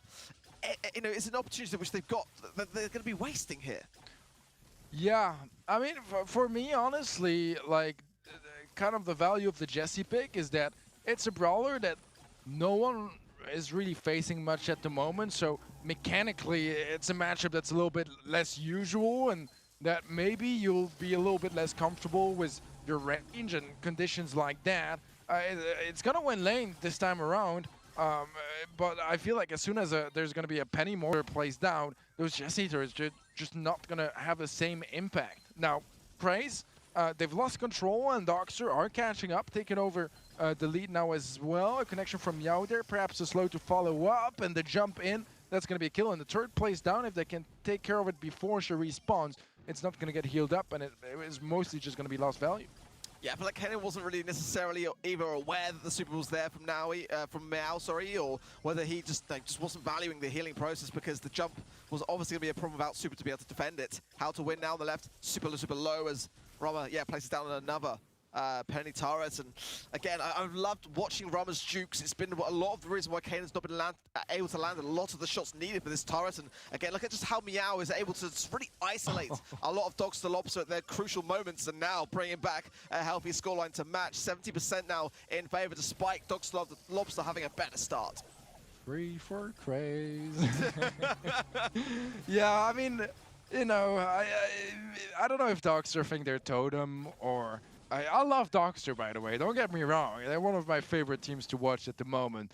But yeah, that was just not something that was very practical. And I'm going to be honest with you, I don't even think the Jessie was the biggest problem here. I feel like just the amount of freedom that Meow had on the Crow in mid. Yeah. Like, he was just dealing with mines non-stop, getting shot at by the Jessie and the Bell, and he was just not getting hit by anyone. And just kept getting percentage after percentage, even though he wasn't getting the most damage himself. There was just really not much. Like, you look at the damage diff, 23,000 in favor of Dogster, and yet percentage-wise, what was total 80 or 90% lead in favor of Craze out of the entire set? It wasn't close, and yet, there's so much more damage in favor of Dogster. And it was the same scoreline situation that we saw in Heist. Dogster are getting more damage dealt. But in terms of the objectives that's being played, they're not focusing nearly enough, and the sets are all going the way of Craze. I mean, in this situation, ReadySet, from what you've seen so far, have you seen enough from Dogster Lobster to make you convinced they can bring this one back around? Because at least from our side, I think it's kind of fair to say that we're pretty biased on this one towards the fact that they're crumbling. Yeah, I kind of agree as well. It's not looking good for Dogster. They're simply just kind of getting out-mechanicked. Mechanic diffed in the games is what it looks like. I think the drafts are looking good, right? They're looking decent, even if you don't really agree with the Jessie too much. But I gave the camera a look at it like, okay. It does. Barrel and Heist, though? I don't want to talk about it, right? but still, I mean, the Jessie, yeah, it wasn't the end all. It wasn't the de facto best thing ever. And honestly, it could have afforded to have hit more shots. We saw the exact same thing across the way by Bell as well. Just the dodges were insane, and that's, at the end of the day, purely mechanics. I do feel like Craze are doing a very, very good job of their jukes, not feeding in to what it is from Dogster, but I think also Dogster are not really nailing the shots that they need to land in those situations as well, and maybe it's the pressure, you know, of the situation upon them, because they know that they've got probably one of the best opportunities regarding that kind of lower stage of the leaderboards to really bring back something of some worth to enable them through into the playoffs. Is that how it feels to you, Teddy, or am I missing something? I mean, I always like risks in drafts, and I like fresh ideas and trying to, you know, catch your opponents off guard, and that's what I pointed out as well, you know, is Jessie's not a brawler you're facing a lot at a pro level at the moment, so, you know, dealing with her range, it's a little bit less used to than in general. It was the same when Bo came back in the meta. A lot of pros were just getting caught in mines because they were not used to mines being on the battleground anymore, but I usually prefer good ideas, and I just don't feel like Jessie is one of them. So on my end, I think that was the second misdraft from Dr. Lobster, and I mean, they get called first pick now, which I like. So we'll see if they can make some magic happen with that, because otherwise they're going home and they're not going to the playoffs guaranteed. Well, we know there's a 90% win rate, and if we're being pessimistic here, this could be the 10%, but who knows, right? Craze Clan has been performing very well so far, even into what appear to be some pretty hard countering drafts, but the Bell is definitely pretty traditional for this map, and the Carl is going to perform great regardless. Here comes the Pam, though, and it looks like these guys are preparing for the long game, and this is going to kind of stretch and challenge Dogster Lobster to play something that they're unfamiliar with, because I honestly don't think that a Sprout last pick would be too unlikely. In fact, I think it's very likely. So Dogster Lobster, since this is wide open, might have to go for a tick right away if they want to keep the Bell out of range and also deal with the potential of that last pick. But they also got to consider maybe there will be like a Daryl last pick. Daryl's fantastic into Carl, and it wouldn't be a bad option. I think as well, like the question of between, you know, what Dogster Lobster do here is very largely dependent upon do they want to break some walls. I agree. I think Sprout here would be a great final pick. They wouldn't go, you know, wrong necessarily with having something to be able to take the advantage back into their favor here. I like the way the draft's shaping up to be on the side of Craze. I actually feel like that having that pick in that position could go a long way for them, and it seems like Dogster are choosing to keep those walls in play. We see a bit of a drop of a tick, but I don't know why necessarily, because it was such a great thing to have in Knockout as a game mode, but it is Craze that are bringing in, I think, you know, the Gene ban might go against Dogster Lobster here actually. Brock coming in again, it didn't work out for them in Heist, but I feel like it might not be a bad idea to have here under the circumstances, but I feel like this final pick for Craze could be a real problem. Yeah, I'm with you. I also agree completely with the Gene ban. I feel like they kind of could have used those magic puffs, especially, you know, to just have a little bit more sustain on their side, because right now they're going to be facing, that's going to be a beefy comp with the healing station as well from the PAM. The later stages are going to be challenging. There are ways of dealing with it, and opening up the map is definitely an option. No drawers in the end is quite interesting, but I mean, from Craze's side, it kind of makes sense as well. You don't usually really want to be picking a drawer into a Brock. I mean, this is true because Sprout is one of those that'll have the walls broken open and won't be able to perform very well versus a wall break that Brock offers. And by the looks of things, wall break isn't going to be too great for Dogster Lobster right now because they're running a Rico, so he'll probably just run Rocket Laces. Possibly. We've seen a bit of a rise up, actually, of that particular gadget on the side, but Tomsy's face, to me, says that Dogster aren't feeling great about the way this draft went, and in these early moments when all the cover is there, this is where Meow has the best opportunity to gain an early super, and already pressurizing that left-hand side situation as Kanan there doing his best to keep it back, but already look at the way that Craze are pushing forwards in much the same way that we saw Dogster failing to be able to stand their ground yesterday, Teddy. Yeah, well, so far, just so much control in favor of Craze. And you're right, this is a map where Dogster lost yesterday. Yeah. Quite heavily as well. So we'll see if Craze are able to get a similar result here against Dogster.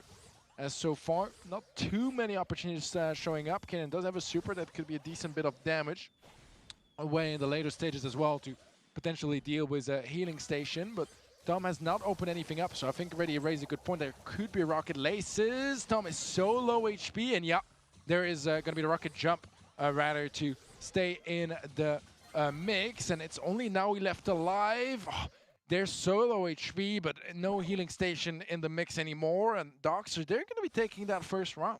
That is better. That is better. I like the way that How to Win initiated that process going in on the aggressive, and that's something that Doxa recently have struggled to come out on top of. Today, though, this could be a turning point for them. I mean, especially when you consider they are 2 sets behind here, they do need to have that little bit of a boost and momentum for themselves and their headspace going in, because Craze would like to tie this one up here.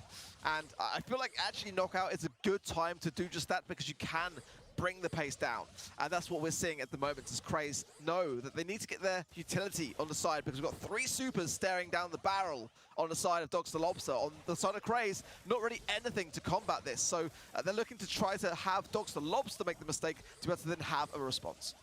Yeah, right now, it's still very passive. 3 supers available for Dogs also means that they have absolutely no need to pick forward. If anything, every connection that is made by Craze is going to be feeding super for them. But look at that. That is a great opening here for Dr. Lobster. 2 versus 3. Healing station is going to be placed down by Naui, but the damage is just so big onto it. However, Meow gets a lot of damage himself. Only Kanan left alive, and somehow Craze will be taking this round, and now they're a round away from match point. And leading up to it, I felt Dogs the Lobster had it. I really did. I felt like they were just taking it to those final moments in a way that was an advantage in their favor. Good job away from Tomzy. Meow as well. He's surely going to go down here to Kanan, which he does, and How to Win, getting a load of damage onto Naui. Craze is still pushing to take down during this moment, but I don't know if that's the right decision for me. Look how low, yeah, the Dow goes there now. It's just Rama, 3 versus 1. I think Dogs the Lobster played this really well, kept on the aggressive, and I think Craze got a little bit overconfident there. Yeah, I think so too. I mean, yeah, that was a bit of a crazy play. The thing is, they can afford to do so, they've won pretty much 4 games in a row. I think it's 3, actually, because they dropped 1 in the first set. That was their second game. But besides that, I mean, they've been looking much better than Dogster, and I do think the Fang was a bit of an interesting pick. I mean, it's all right, but yeah, it's not the easiest to play into Rico or Carl. So I'm not entirely convinced by it so far. And I do feel like for once, Dogster have kind of a fighting chance with this draft. Yeah, maybe yesterday's mistakes on this map have been learnt from, as despite the pin coming in from Tomzy, I mean, they're definitely looking better than they looked to be coming into this one, as Meow goes down and soon surely to follow. Naui, looking weary, goes down to Tomzy. Rama is the last alive, and surely now just waiting for that gas to come in to be able to not feed anything to How to Win, because Kanan and Tomzy both have super.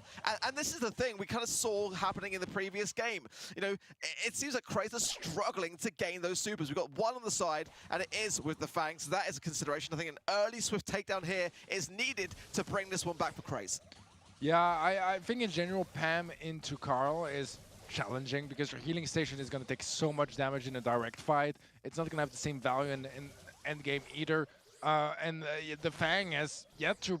I mean, it found a lot of value in the second round of the previous game, but that was really the only moment where it found any value, to be completely honest. So, not overly convinced by that just yet. But, I mean, if anything, Craze have shown in the past how threatening can be, and if Dogster overlook it, it could come out with a miracle play.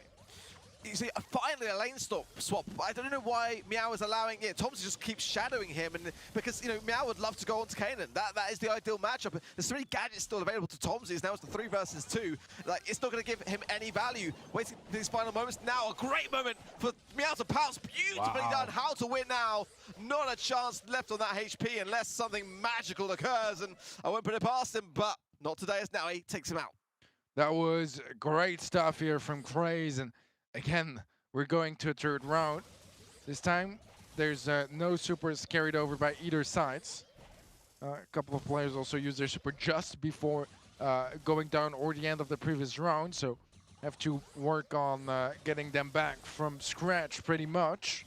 And that's where the poking game goes back in, trying to get some supers over your opponents, and the mark is going to be unlocked by Rama already. Not going to choose a target just yet, but does have the trick shot to try to keep How to Win low. Not going to be able to connect it for him, unfortunately. Tom's out of position here now, coming in strong, but backing off now. How to Win is marked up and knows that he can't therefore commit to that idea, as Meow had Super as well to hand. It wouldn't have necessarily been a favorable transaction, but he's lurking still in that top left-hand side. But Kanan knows it. How to Win now, taking over the side, but Rama incredibly low on his right-hand side. The lineup is there. Kanan, oh, now he escapes with his life somehow, some way. But How to Win, oh my word, marked up and still getting so much value, making it 2 versus 1. Surely now, Tomsy jumps over. Oh my God, it's a draw. That's the draw. Oh my word. In knockout of all things, how often do you ever see that in Brawl? It's the second time ever that I see it in competitive. Very, very rare. Wow. All right. Well, that was very unexpected, and honestly, a huge clutch from Craze, because that was just not supposed to be happening. I felt like surely Dogs are handling this one. I don't even know what the score is at the moment in my brain. I'm struggling to recall. It's going back in. I mean, what just happened? What did we just witness? What an insane moment. It's happened to me once. It has happened to me once in ladder, but I've never seen it before in competitive. Not once. Yeah, I think I've seen it once, but it was already like a while back as well. I think it was also on this map.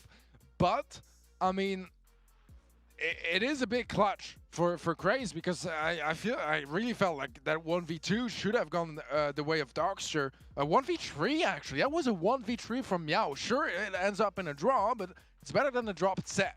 So right now, they have a pretty decent start as well. How to Win pressured quite heavily.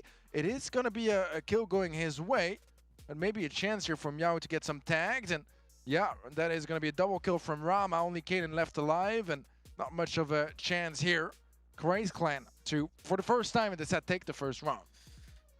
So I gotta be honest, like, for you to be able to just coherently have casted that moment there, I'm still reeling off the back of what just happened. I mean, my brain at the minute is scrambled egg. But it is egg on the face at the moment of Dogs Lobster. Craze with a good start, able to regain that composure so swiftly off the back of, I would love to have seen as well the players' faces during that moment, as I'm sure some baffled expressions and double takes.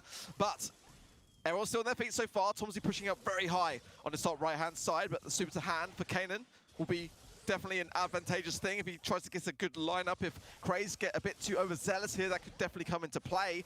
There's a super on the side of Rama as well, looking to potentially mark up How to Win, as we saw in the last matchup, and we saw as well how important it was because it ended in that draw. Yeah, the damage gear, by the way, is what made the difference. Yeah. Because there's no way otherwise that, you know, a Fang does 2,600 something damage. So damage gear coming in clutch. Now he's very low HP, narrowly avoids death, but he's going to be able to stay up and try to heal up. But some connections here from Tomsy. Now he's still trying to get back really in the mix. Tom low HP as well, though. Now he is one shot jump in from Tom. And that is going to be a game here for Craze. Match point now for Craze Clan.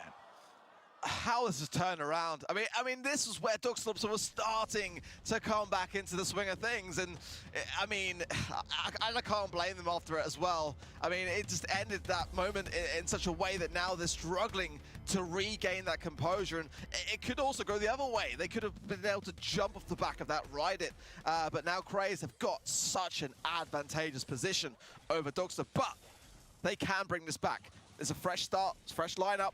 Supers to be earned and lessons to be learned. Let's see who gets the upper hand early. Yeah, I mean, mentally recovering from a 1v3 knockout is one of the more challenging things in Brawl Stars when it comes to momentum and keeping the morale high for your teammates. Now he does take a lot of early damage. Tom has a super as well. Could potentially try to confirm that elimination on the right-hand side, but respects the Fang, as he does not want to feed into that. And he's seen what Meow is capable of with that Brawler. Just want to point out as well that right before that clutch, I mentioned how incredible Meow is on the Fang. This time around, though, it seems like control is just going to be looking better for the side of Darkster. Rama is going to fall as well. It's only Meow in a 1v3 again.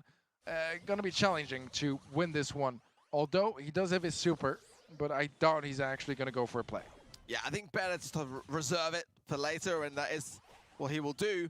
But much better from Dogster there. Looks as well quite relaxed going into that late game, which is not always the case, as it is quite a tense circumstance to have. But that upper hand, oh, how to win there. I'm not sure. I mean, maybe just going for a quick lane swap, as it may have been the case. As everyone getting to their mark wasn't as speedy as it could have been. Tomsy, though, incredibly low here, and Rama all utilizing the gadget in beautiful fashion. How to win now. It marked up, and Tomsy out of position. The Rocket Lace is coming into play. Will he survive? And he will. 711 HP in a dream.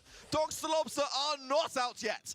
Yeah, that 2v2, though, in my opinion, is going to be advantageous for Craze. So not the easiest to bring in here. I mean, HP-wise, Tom is very much going to be a glass cannon. How to win goes in onto Nawido. That's a big pickup. He gets it as well. Only Meow left alive.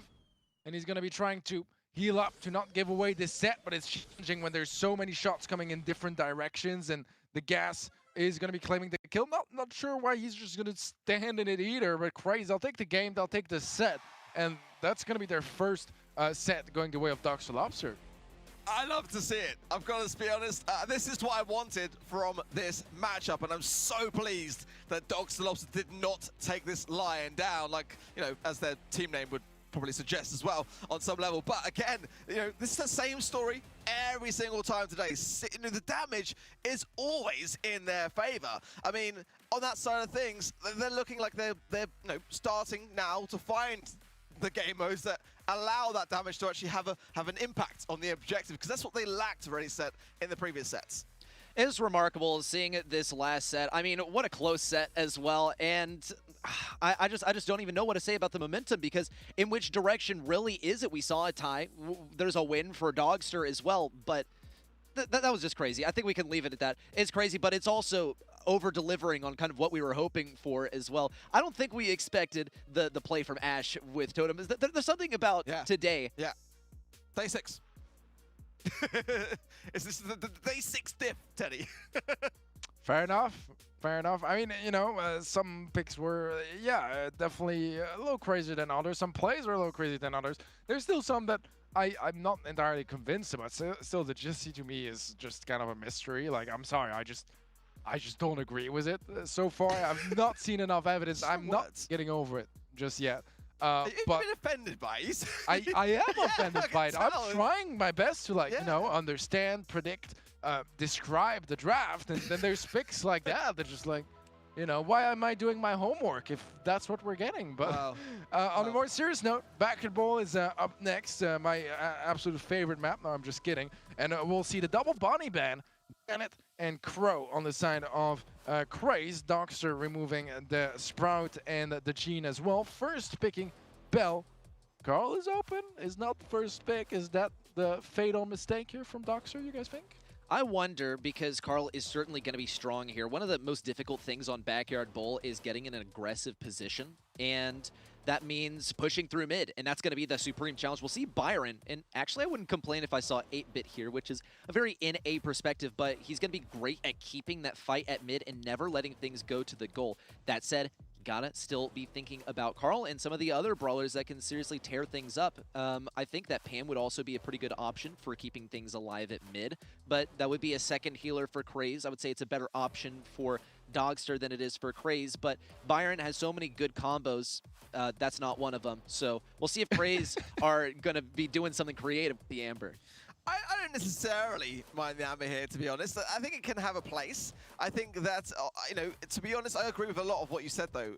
You know, I do think that 8-bit here can work really well. I think that's also with Backyard Bowl recently coming back into the mix. Maybe teams have yet to really remember just how prominent the 8-bit meta was in Backyard Bowl, and just basically anything that can delay the time and just have that kind of, you know, why we tend to see a bit of a stalematey idea happening on this map. Delaying the timer down to overtime can go a long, long way here. Bo coming in as well, which will also be able to eradicate a lot of the cover leading up towards the goal lines, and maybe even Tripwire wouldn't be the worst of gadgets to consider in this scenario. I imagine probably Super Totem just simply to be able to cycle in quickly. But, you know, we've seen that coming into play a little bit, Teddy, and, you know, it could be a way to break down that, you know, primary goal line.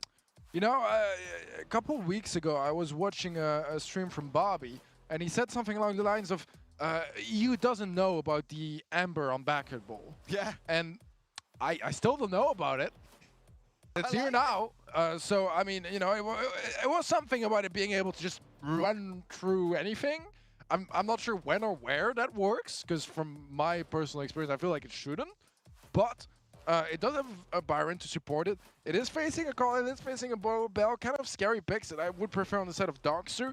I do think that Buzz is a particularly interesting one. I mean, the nice thing is that if he can connect, whether it's his regular super or his gadget onto pretty much any target, he should be able to get the kill besides maybe the Carl. So that's probably the reasoning behind it, and try to get things to be a little bit less stalematey perhaps as well. But I'm not overly convinced by this comp from Cray so far. I wonder how the Buzz is going to perform, because he's going to be good in close range, but when it comes to scoring goals, he's going to be that much better. With Byron at his side, it's going to be a great asset, so we'll see how it turns out as we hop into this game. I like the draft, honestly, for Craze. Here it's daring, for sure, but the Buzz can have a place here and keep that pressure on by having the, Amber and the Buzz pushing forward the hills from Rama. I think that Dogs and Lobs have got to be very, very cautious when it comes to how they defend these moments, and taking things slow but cautious, and also having aggression, which they get lack from time to time, Teddy, here. I think this could be where Craze potentially end this one out, if I'm honest. That was a beautiful play there, getting both the stun from Naui and the splash from Rama. That should lock in the goal, and Craze so far, I mean, looking good. 45 seconds in, 1-0 in their favor, and getting a step closer to another match point. As I mentioned in the beginning, the cleaner they can make this match, the better it's going to be for their likelihood at attending the playoffs. So they're able to make sure that this doesn't go to a fifth set. It would be the better, but obviously most important is to get a win in the first place. Yeah, especially when tomorrow they're up against Reply Totem. So yeah, baby steps, let's be honest. As Dogs and Lobs do need to reply to this. They are behind, and I feel like Craze have got a great comp for this exact position. They haven't got to go on the aggressive anymore. They just hold the mid and keep it slow, and just, that's a place where Dogs and Lobs don't tend to thrive. They've got to make this, the momentum shift here as they start to get some takedowns, but Rama's making that incredibly hard. Now he's juking beautifully, and Craze just seem to be playing with their food. Yeah, well, Mines plays around the left-hand side, an aggressive dash in from How to Win, but I mean, just instant super from now. He gets a double, as a matter of fact, and this could almost have been a goal here if Kanan wasn't still up. But Craze, they don't seem too worried. They want to play time, get the ball cornered out. Not all the way in the corner. It's the small corner, let's say, on the top right. 25 seconds left for Doxer to make a play, and they do have some supers to work with. Mines plays down. Not sure if they're going to be off all that much use. It will open things up a little bit more, but it also gives more space for Craze to dodge, as Hard to Win is going in aggressive against Meow. It's a 1-for-1 trade, but Tom has 100 HP, and now he is just patiently waiting to shut down that push if anyone gets too close. Double stun comes through, but that was already after Tom even gave up on that push. That is going to be Craze on match point, and not a whole lot of wiggle room anymore here for Doxer. I mean, love or hate the strat, you can't deny it works, I mean, the Buzz there was able to have so much pressure towards the end, and that all-important goal that Craze were able to secure at an early stage was just investment in the bank. There was so little that Dogs and Lobster were able to really achieve off the back of it, especially as they lacked the aggression to do so, and just now he was just sitting back like, yeah, balls in the corner, man, just feel free whenever you want to take it. And knowing full well that he'd be able to get super in the process. Now the Mines go out from Kanan onto that right-hand side at an early stage, and they need to really do the same on that left-hand side to eradicate what now he can do in this matchup whilst defending with that Byron on the other side. It's a tough ask. Yeah, this is also one of the valuable points of Amber, is just that free reload of your super, just with your gadget standing next to the puddle and just chaining them as often as you really want to. He's going to get 2 down already, and that's going to lock in a nice double kill in his lane. He does end up going down, and it is going to be a 1-on-1 in the end. But now he is going to be the first one to respawn. Has a super available. If someone overextends, that could be a free kill. But no opportunities just yet, and both teams just really sticking it to their side of the map. Well, there's a lot of utility on the side of Dogs and Lobster here as the YFSM makes an appearance again. But back in now. Naui does get the stun onto Tomsy, but the support was there quickly. This is what we need to see more of from Dogs and Lobster if they're going to continue to survive on in this series. Kanan, though, getting burned up massively from Meow. Meow needs to get picked up by Tomsy, who does. And there's another pickup of Rama. This could be a time to push forward. So they've got to get that ball forwards, get themselves into a good, strong position into a potential overtime scenario when the walls go down. I feel like that's potentially here where Dogs and Lobster can thrive, and aggressive now for potentially the first time that we've really seen them now pushing forwards into a position we have not. Oh my word! How to win just stops me in my tracks as it's a goal scoring opportunity that Dogstorms cannot hesitate to miss, and they score it. That is absolutely crazy here from Dr. Lobster. I mean, the fact that How to Win manages to get the kill on Rama, bait out the super from Naui as well, which is such a big problem for him. If he's mid super, he can get absolutely shut down, but he just had the movement speed to back him up. And thing is, things get a little messy here, and somehow ball ends up in the hands of Kanan and cornered up on the right side. I mean, not sure how we got to this point, but Doxer, I think they'll take it. Oh, absolutely so. I mean, that was, great opportunity for Craze. They were full health from the Byron. There's still time, but not anymore now. That is it. I love this about Dogstorms. This is what makes you want to root for the team. They just keep on striving and hanging on for dear life. But today is the day that they've got to do that more than ever. This can be done. I mean, they're up against it. I mean, they have been pretty much, in my opinion, since the very beginning. But they are surviving on. And if they can come out of this set clean, then this is really going to be an interesting fifth set. Yeah, definitely so. I mean, things are getting less and less ideal. Oh, good defense from Out to Win. Dash into the left side, and that's going to be enough to shut down the push, at least temporarily. Now he does have a super, so it's a good option to shut anyone down here. Not going to commit just yet. Wow, I'm looking at Naui, and he is looking dangerous. Really is. Good splash. Great value there from Rama as How to Win does somehow survive. Ball goes through to Meow, who's getting all that value, and there is the amber pick that we were saying coming in. They didn't know about it. They didn't know about it. All right, well, a big goal here for Craze. They do have that match point in hand. Dog serve that can equalize and even turn things around later on. That could be a fifth set. Out to Win was a big pickup, and again, the impact to pass follows up, and now he does have the stun. Out to Win didn't quite get to the ball. Tom is not going to go down. A missed splash from Rama, but still, they're able to shut down the push, and this could be the mistake that cost Dr. Lobster the match. I mean, they were obviously worried about now with the super, but I feel like you had to take the chance there a little bit. Try and get a pass through, bounce it off the back, and trying to have someone meet you on the other side there from Dogster, but they're trying to play it slow and cautious. That might not be the play with 1 minute left remaining, but they are in a good spot. Although in that position that they're in, now he's going to be able just to wait again, as we saw in the first game, and the plays have got to come from Dogster with no super to hand and no gadget to the side of Kanan. They can't break this wall, and Craig's kind of just hunkering behind it as the timer ticks down.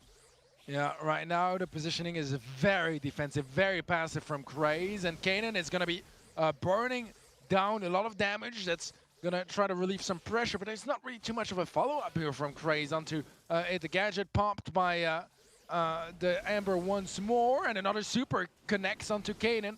Good value, keeping him low, trying to make sure that there's just not that full value, full HP push. That's the only way they can shut down the push. Tom gets elimination, but is down to 140 HP. Mines are going to be opening up the map. Out to Win gets control of the ball. The pass to Tomsy, charge shot, the trick shot! It's going to go in! Beautiful! Absolutely beautiful! I didn't think it was coming. I didn't, but Dr. Lobster are not out of the woods yet, but they have brought themselves a valuable lifeline here. Craze go in now with a big stun. Oh, it's a 2v2. Can the... A bit of a miss shot for me there. Tomsy puts it to the corner. Yeah, that's going to be slowing down the pace, and the mark onto Meow means he can't quite commit as much either. Maybe a charge shot would have been a better option, but honestly, I mean, it's a tough decision to make, especially when there's still 2 players in the goal. Mines get dealt with. It's 2-on-2. Rama is gonna take over the mark from Meow, but Tom is there with the taps. And it seems like we might be seeing the iconic backward ball draw, unless either team is able to really commit. But with 12 seconds left and ball still in the corner, it seems like both teams are willing to play it out in a draw. Miss ball from Naui as well. There's really not too much time to make anything happen at this point. This is going to be a draw, but my goodness, some crazy stuff all around. I mean, that for me there could have been a deciding moment, actually, as Craze made that little mistake. That could have been an impactful stun as well. I mean, but how this is shaping up. I mean, Dogster, man, Like, I mean, I coming into today, I need to say that I believe in Dr. Lobster's supremacy because I think it's a given at this point, but they are just killing it. They're absolutely like keeping their head in the game, and what troopers they are as well, because they have been behind for a significant portion of some of these games, and they managed to bring it through. Whether they get a tie, whether they get a win in the end, they are keeping their head in the game, like I said, and they absolutely know how to muster it. But this time they can't make the same mistake and let an early goal go the way of Craze. Well, no goal in the 31st seconds, but we've seen both teams able to make some quite magical goals happen so far. Match point still for Craze. Dockster on set point. Their chance here to go all the way. How to win though, goes aggressive, gets shut down by a stun from Nauri. Rama follows up with both heals and damage. And now the push is starting to be set up here by Craze. Some good damage. Tom is gonna burn down as well. It's only how to win. The 3v1 here could very much be the goal that Craze need, and it should be. The heals are on point from now. A bit messy again, and somehow Tom is gonna get the ball out of the way, but not quite enough as no one is there to respawn and save the deal. Craze get that somewhat early goal. About a minute left on the clock for Dockster to make a miracle run again. They've got to do exactly what they did before yet again. That's going to be a huge ask, honestly. I didn't expect it to happen the last time, as now he goes into Kanan, but no stun. It's just the gadget. This is a primary time for Howtowin to go in, and he does! Double takedown, but they can't miss this moment. Surely they cannot. The bus stun could come in. Not going to happen, but maybe there. It could have. Either way, Dogstalopsa again are back in the game. What on earth is going on? As we are back to pretty much the same situation as the previous game. Overtime is just going to be so close now. A man advantage though for Craze Clan. Double stun from Naui. That's absolutely massive. Howtowin is able to get the trade, but he gets shut down. Pass to Meow. Kanan going to try to stop that push, but the damage is just not there. And Craze, they will take it in the end. 3-1 in sets, but so many games that drawing back and ball is almost expected at this point. Maybe not in the way we got it. The draw and knockout earlier, though, absolutely ridiculous. And I mean, just some beautiful Brawl Stars all around from both teams, as Craze is going to be the one to take it out. Crazy the win, but I mean, every single time I see Dr. Lobster play, they win our hearts. And that sometimes is the greater of the victories. Every single set, man, having more in the way of damage, but the healing with that back of the Byron pick for Craze there, so much more of a factor. More damage dealt as well out by Craze that time round. And, you know, I've got to say, you know, that was phenomenal to watch, really. I mean, I'm sure it was for you as well on the sidelines. From a spectator's perspective, it was extremely entertaining, and so many times I just wanted to interject and be like, what on earth is going on? Like, what is happening? Because it was very consistent throughout that entire match. It's just these clutch plays, and it goes to show that these teams are so evenly matched that the only times any victory is going to be earned is through some crazy out-of-this-world play. Yeah, I tell you, man. I mean, you know, were you know, expecting that to be as close as it was, given like their performances in previous play days? Honestly, I was kind of expecting a more like one-sided performance on the side of Craze. Like, I mean, I said 51-49, but I was kind of considering the option of a sweep. Just from the poor performance that Docs had yesterday, I thought maybe they were discouraged. I also don't know, you know, with what sort of motivation they come in here, thinking we can still qualify, or thinking this season is over, you know, GG's go next. That can just throw a very different story depending on the mentality getting into this play day. It was definitely not a GG go next. Almost was, to be fair, after the two first set. I thought, yeah, I mean, this is going to be a short broadcast today. But it really wasn't. And they fought all the way until the end, and some beautiful plays. I mean, the trick shot, just crazy stuff all around, really. And I mean, they fought all the way until the end. It was a really good season for them still, just, you know, as a first showing in the challenge state of an ESL tournament. Their two first monthly finals of ever for most of those players. Their team was a very bright future. They'll still be playing tomorrow, and I'll still be cheering for them, as I usually do. At least, you know, I mean, I don't care too much if they're not like that biased, but they're a fun team, and today they definitely showed why they are such a fun team. Just no Jesse, right? No more of that, please. Get around. Come on. Yeah. Well, what a way to lead in to the final match of the day. It's going to be SK Gaming up against Team Kesso, but don't go anywhere. It's coming right after this very short break.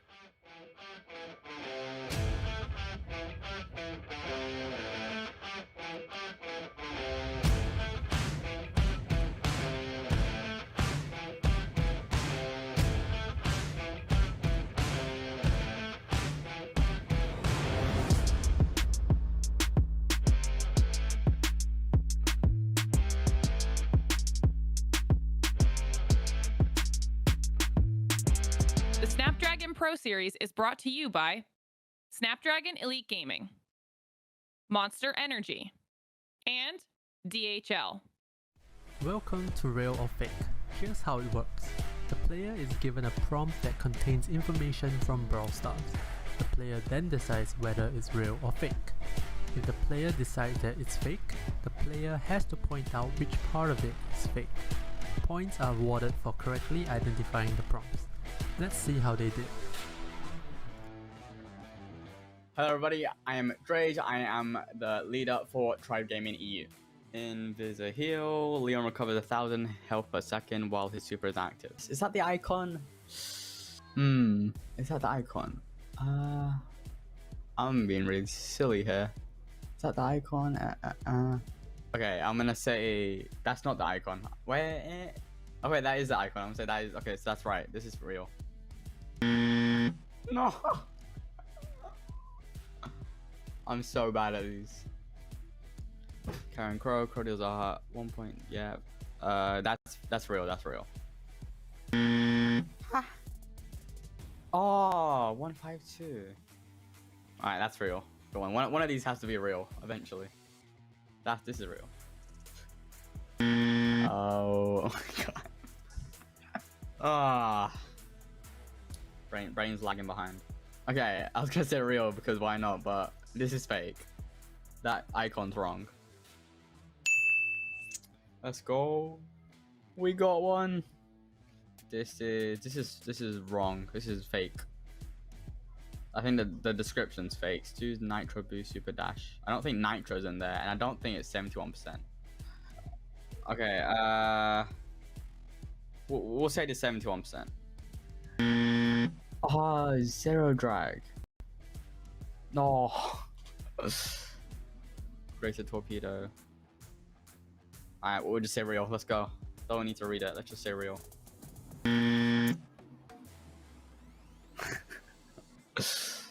Oh, Lord.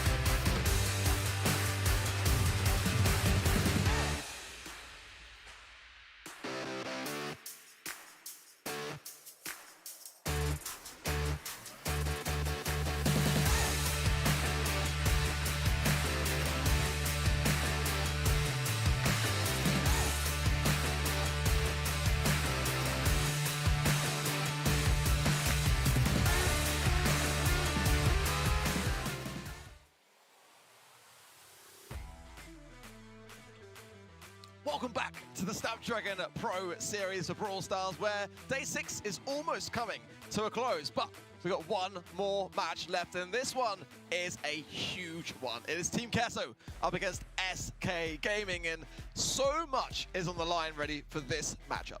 SK, they don't have so much on the line, really. I mean, they got seeding, right? That's important, but Team Kesso, this is their life on the line. This is their chance to make it into the playoffs, and that's also going to be put to the test tomorrow, but they still have to win this match right here. and Team Queso has to follow suit if they want to keep up with the guys. Yeah, this is going to be a tense one. You know, SK Gaming today, they're fierce, as we know, and I've got so much experience behind them, but Team Queso have had great promise this year as well. It just has been a bit bittersweet for them in terms of some of their results. Yeah, definitely so. I mean, Team Queso, they came into this season as one of the most consistent teams in the region. There seems like so far they're coming out of it as one of the least consistent teams in the region, struggling a little bit to maintain their form from match to match. Just a couple things to point out as well. As already mentioned, SK is qualified, so seeding is very much important. But for Team Queso, they're kind of in the middle of it, and losing this would not remove any of their chances, as they do have 2 wins locked in. So they still have a chance, but then it would definitely come down to a tiebreaker, and also relying on FA Siege to lose to them tomorrow. Because they're facing FA Siege tomorrow. So it would make them much more comfortable if they could just take this one home and avoid also 3-way tiebreakers potentially, because that is still an option as well. And usually those are the worst, because then it's just set difference and so many math, and I don't want to calculate that. They don't want to calculate that. They want to go to the playoffs, and the easiest way to achieve that is by winning now and winning tomorrow. And yeah, that starts by winning now. Yeah, come on, Team Queso. Give the admin team a break, you know? Like, let them have a little bit of an easy ride for it. But again, I do not feel or ever expect a team to give anyone an easy journey through. And SK, despite the position that they are in, they are going to be fighting for this as if it was any other matchup. And again, seeding as well wise, they want to be in a solid spot going into day 7 as well. Interesting to see as well, Craze Clan just bumping up, but again, just a reminder that they are playing Reply Totem tomorrow, and they have yet to lose. So there's a lot that can still change, but I've got to say though, just going back to that previous matchup, I felt Craze today were in a much better place already. I completely agree, and we started to get a bit of a sense of them finding their footing once again, because they did start to pick up some steam in a previous day. They got a single win versus a very tough team, and now they've managed to channel that success into a victory as well over Dogster Lobster, which prior to going into that, I think we would kind of rank them on being a similar level, and even after the match, we'd rank them on being on a similar level, probably Craze slightly higher, considering how well they played, and also that they won too. So that matters a whole lot, right? But still, I think that this is going to be a pretty fair matchup, and Craze Clan is certainly in the running. Now, can they take down Totem? Yeah, we can run the odds and the predictions, but it's probably not going to favor them. Yeah, well, I mean, for this matchup, SK Gaming versus Team Queso. No, SK are a team that have been around the block. We all know them, we all love them, but in case you don't, here's their roster.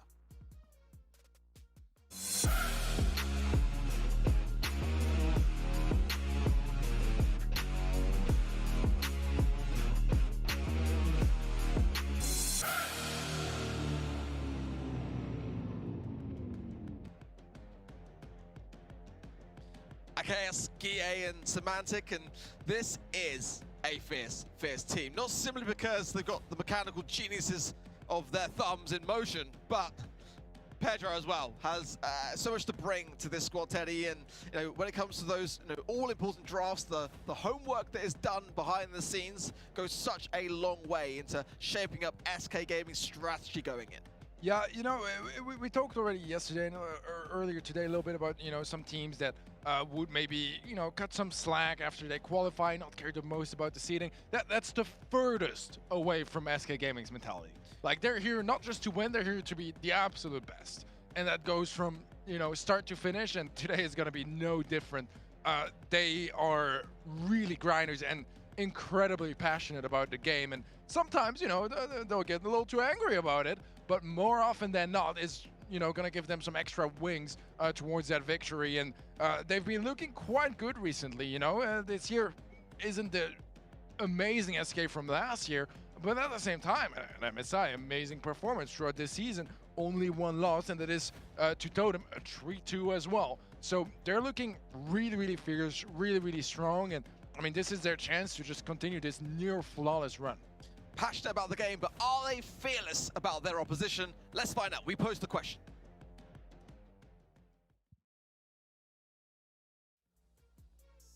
Team Queso is a strong team. Right now, they don't have a good streak. The performance right now is getting a little bad. They lose the first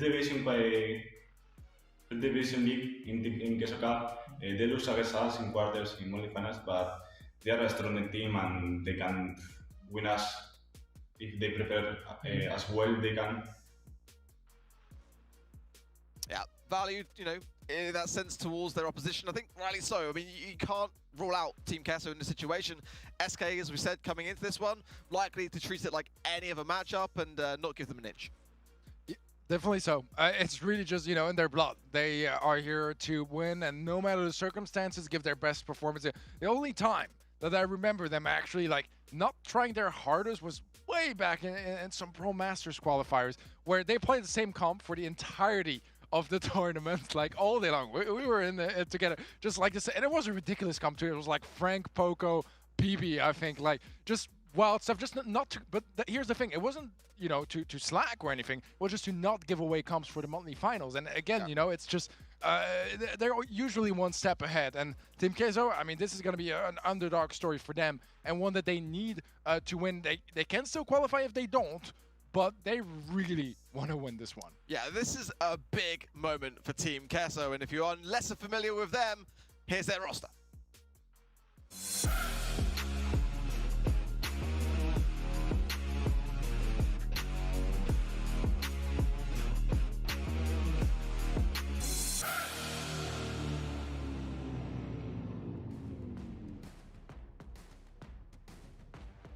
Black Sea Rafa, alias SJ. Javi's a bit of a question mark today, as I know that he wasn't playing yesterday. We shall see whether he is or not in the short future. But you know, really said, this is a team that kind of has sat in the middle of the Snapdragon Pro Series, pretty much from start to where we are today. What does it mean for the team like this to come out with a result today? It's going to be challenging, first of all, because Team Queso, they came into this competition, as Teddy said, being one of the most consistent teams, and that kind of being one of the main factors that we focused on about them. Now, one of the least consistent. But that means that sometimes they underperform, sometimes they perform way above our expectations, and hopefully for them today, this is one of those days where they perform way better than we expect. Well, pick and bans will be coming in shortly, and again, this is going to be a battle largely dependent on how this draft goes. Brawl, of course, the mode and center stage being the map bans are in already for SK. It's going to be Gale, Surge, and also Janet on the side of Team Queso's Carl, Penny, and Bonnie. I do like the bans overall. An early pick here of Jean from SK, but I like it. I mean, despite banning out the Carl on the side of Team Queso, I feel like it's still going to bring a ton of value here, Teddy. I like it quite a bit, you know, especially with vision gear on a map as bushy as center stage. Having that information is going to go a long way, and there's no brawler that rocks the vision gear as well as Jean.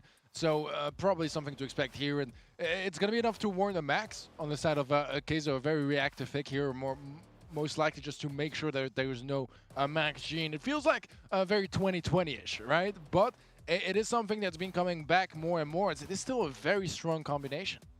Yeah, we got to see Team Queso go for some anti-tank action here, because it seems like that's what SK is trying to set themselves up for. They went for the Gale ban, they went for the Surge ban, both brawlers that completely shut down tanks, and they left Carl available, and honestly, I can't blame them, because Queso has not really banned Carl in the past, and it has completely shut them down, but they're not making that mistake today, and not versus SK. Though, with the Jean, here comes the Crow to slow down the Max, and that is going to be a huge asset as well.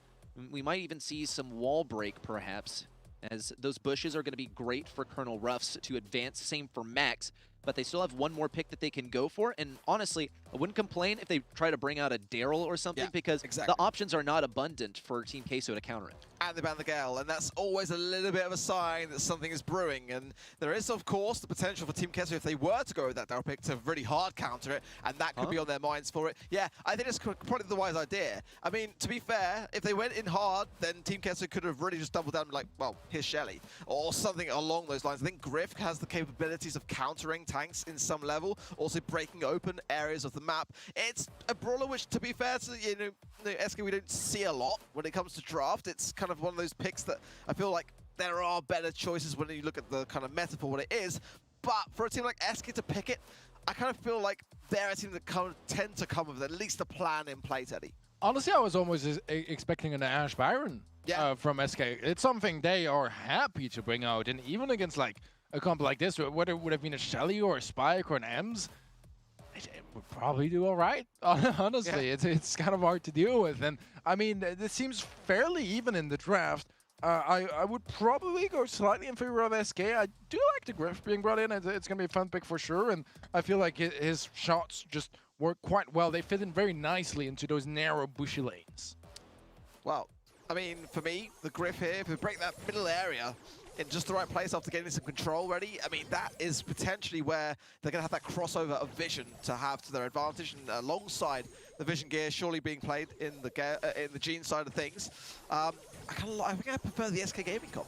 It's looking quite solid, though I do find the Griff a little bit interesting. I mean, there are abundant options to deal with. Are quite restrictive as well. I think it's definitely a good option, but I just wonder about the lethality of the Gene combo, because there's not a whole lot of combo potential, because Semantic doesn't really do that much damage at close range. Even with his super, it's been reworked just a little bit so that he gets much better visibility, or much better damage output at the end of his range. But here comes a wall break from Rafa and simultaneous sandbags to give him good viability versus Gene. Takes a lot of damage. Javi on the left side, that life plan is going to get pulled. Good stuff. And that ball almost rolls into the left side. Got to see more damage. Down goes Guille. Semantic also picks up a kill. Rafa's going to go for the risk, and he gets the takedown, but that ball is inaccessible in the back right corner. Very clutch defense there. Very little in it for Guille to get that ball clear when he did. And right, so Semantic came in with the aggressiveness that was required to reserve the situation, though. Blacksy coming in and overly aggressive, but actually phase shifter into the wall to remain in position, almost coming up on top there as Rafa picks up the scraps. Bit neck and neck this one, to be fair. And I mean, you know, you got to remember that these two teams are the only two teams that have taken any sets away from Reply Totem this season. I mean, SK got the 2, and it was Team Kessing yesterday got the 1. I mean, they are the only 3 sets that this team has dropped. So I do expect that this could be a lot closer than some may think. Huge achievements for both teams, and that's going to be one of our main comparison points, is how they fare versus Totem, pretty much the final boss of this region. But so far, SK has taken 2, and so far they're not necessarily doing twice as well as Team Queso, but they do have more or less control of their spawn. But we'll see how long that lasts. Team Queso, they have control of mid. They're gradually farming up at these Colonel Ruffs buffs. The only one who doesn't have one is Blacksy. Javi is going to go down by the looks of things. A pass over to the left side. It seems to be a wasted opportunity, and despite the best efforts of Rafa, that ball is still going to be firmly planted in the back right corner. He's out of sandbags. He doesn't have that ability to tank anymore, and it's going to leave him that much more valuable, or rather vulnerable to iChaos. Semantic at risk of going down 2 supers available to SK. Team Queso, super in there, stick around, keeping them pretty much locked around their goal. Blacksy gonna seek an opportunity to pick up some damage, perhaps a super. That's the last gadget from Guille as well, but down goes Semantic, and with a super on the way for Blacksy, this could be a Team Queso goal. There's 40 seconds left before overtime is finished. Well, I like the fact that SK have been reserving those supers for the right moment, but they are going to choose to leave the ball back, and I don't necessarily mind it. We tend to see that from SK, trying to get some takedowns along the way and then going back for the ball, and a jump from Guille could, you know, get back there faster if needed. But now the speed coming in from Team Kesso, the pushback is there. Semantic as well, so low after the shots from Javi are connecting nicely, and slow potential as Chaos and Guille work to take this into a situation of replaying this one out. And I don't think that's the worst position to be in all honesty. Team Kessler could push this one forwards. So now, yeah, shutting down the idea is in play, and we're going to be doing this one all over again. It's just a little bit bizarre to me because Team Queso, they were so stacked. Every single one of them had a buff from Colonel Ruffs, and I feel like they could have capitalized on it, but it just proves that SK, they play kind of a passive-aggressive strategy where they go really, really aggressive and they retreat before you're able to fire back. They get that rhythm going where you simply cannot hit them because they're moving outside of your range, but they move just far in enough to get damage on you. Okay, well, definitely a good moment for both teams to feel each other out here. And as I said earlier today, I do feel like that is the way to play against teams like SK, teams like Team Queso. Start slow. Just kind of feel each other out and see, how it, feels under the thumbs. So far, so good for Team Casso. Could have been a chance there, but the slow would have been there for GA. But I think not a bad opportunity just to take the death, draw it out, and know that there's one less for later. Another thing is we saw Blacksea actually use a super to pass things up to Javi, but he was in the right position. The ball just didn't make it around the corner, and it instead bounced away. And that probably would have been a goal opportunity, just a slight choke. Very ambitious super here from iChaos. It's not going to make contact, kill onto Semantic as well. And this ball is going to get cornered once again. On the right side, though, we also see Javi kind of getting tagged up by Guille. This life plan is going to be a good asset. He'll heal up from it as well, but he's not seeming to get any hits here, and that also is kind of due to how curveball works. Since all of these shots curve to the right, they curve clockwise, he's not going to be as viable on this right side, since a lot of his shots actually end up going into the wall, and this is a good decision by SK to make sure that they can keep him on this lane, even if they have a suboptimal matchup with Crow getting completely outranged by this brawler. Kia jumps in, lovely life plant from Javi. Will it be enough to keep him alive? No, but very much, almost. Healing paths much needed for Semantic in this situation here as they put the pressure onto Ruff and Blacksea, and surely get the ball. He is going to bring the ball up alongside this as it forms. One pull here from Chaos could go such a long way to a potential goal-scoring position here, and Team Kesso know it. Sandbags there for a bit of defensive measure, and Javi now healing up. As it is Team Kesso up against the ropes. No goals still yet at all in this series, and we're fast approaching overtime. That stick around came in, but immediately after Javi was taken down, we see mid-control now belongs to SK, a 3v2, soon to become a 3v3. Here's the speed too, but Blacksea has to be careful. He doesn't have the health to keep alive or to push in either. So much health available to SK Gaming at the moment, but once these walls break down, no way! There's a pull onto Javi. Things are wide open on the right side. It's an open goal. Guille's gonna rush in, keep things open on the right side, and iChaos can slot it in. That is gonna be the last goal of this game. There's not enough time, and Team Queso know it, and it's game number 1 headed over to the way of SK.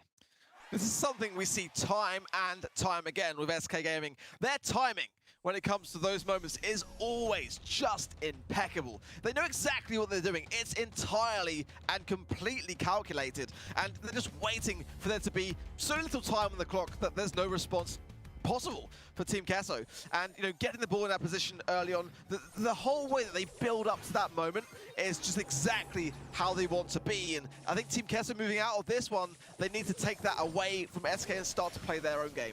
Well, if you blink, you would have missed it, because we saw kind of a tricky strategy tried by Team K. So they're trying to get a rapid goal and then play defensive the rest of the game by the looks of things, because as we've seen, Raph has always been very quick to throw down those sandbags. Blacksea actually used a phase shifter forward to get to the ball and pass it over to him. And meanwhile, Semantic was almost taken down. He was almost on no health, and had he been taken down, that would have been an open goal. We're going to see them try it once again. Here's a stick around coming in, and the perfect timing there on the Colonel Ref supply drop to break open the corner and slot things into the goal. Practically an invisible shot there from Team Queso, and you know full well that they have practiced this strategy before, and they know exactly what they are doing with this combo, especially with Colonel Ruffs and these sandbags to slot it in, but they don't have control of mid anymore, and that's going to be a huge asset to SK Gaming.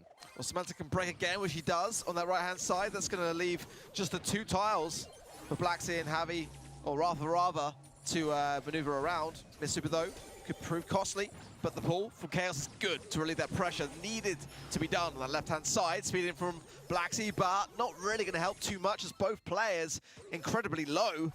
Ball push through now, and it is SK that do need to create this opportunity for themselves. It'll be Chaos looking to get that super to be able to pull someone through this protective barrier. Great time for Semantic, yep, to just alleviate the right-hand side lane. But Chaos, no magic hand. This would have been the perfect time to do so. But Rafa, yeah, no sandbags to the side of Rafa here, so no way that he can pull one of those in instead. I think SK here needs to really up the pace.